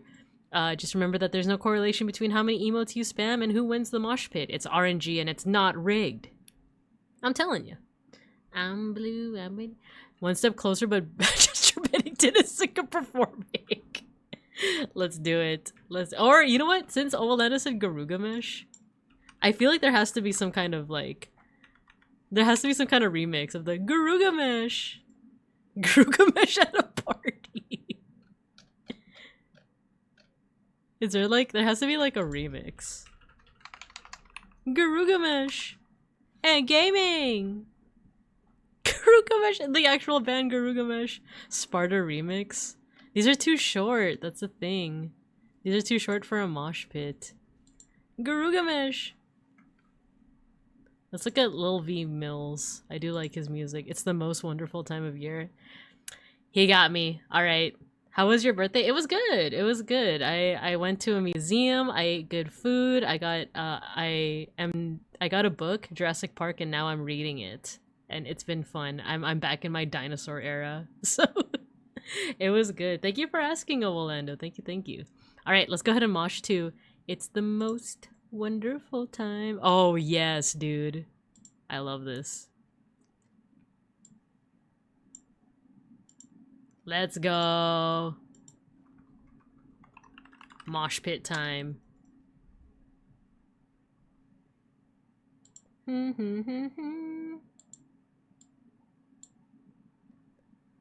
Dude, the screamo.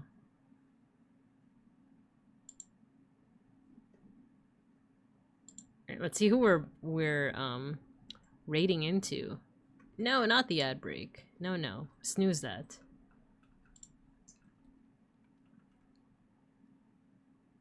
Peachy Bunny, Haku Jade, Corpse, Jiro, Western Style Guy, Julie. There's quite a few people that are live right now. Shindigs. The Echan. Oh, Milky's streaming. We haven't raided into Milky in a while. How much longer is she going for? She's been going for a couple hours already. Oh no, what do you mean I won the mosh pit? Oh no, no! Actually, how much time do we have? Ah, that's enough time for one more mosh pit, right?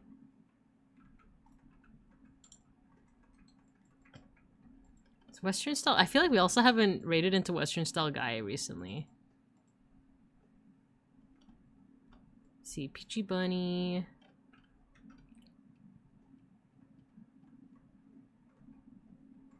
Oh, there's also River. We also haven't raided into River in a minute.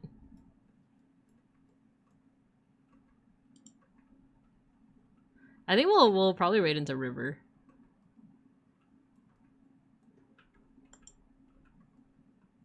Good evening, George. We're gonna raid out, so you're just in time for the last part of the mosh pit. You're just in time. And look, I didn't win the mosh pit. Isn't that interesting? Isn't that for all the people who think it's rigged?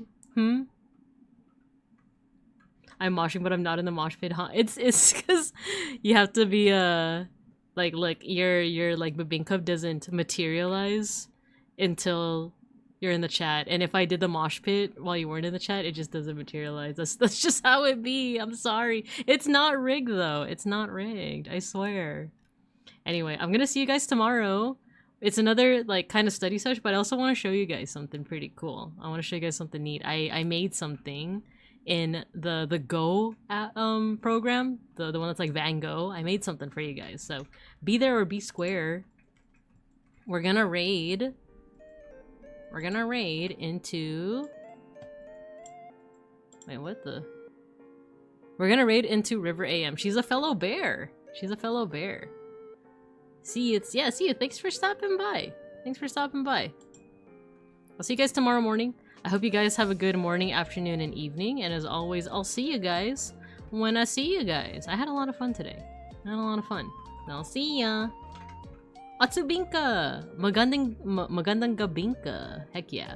Alright. See you guys tomorrow. Bye!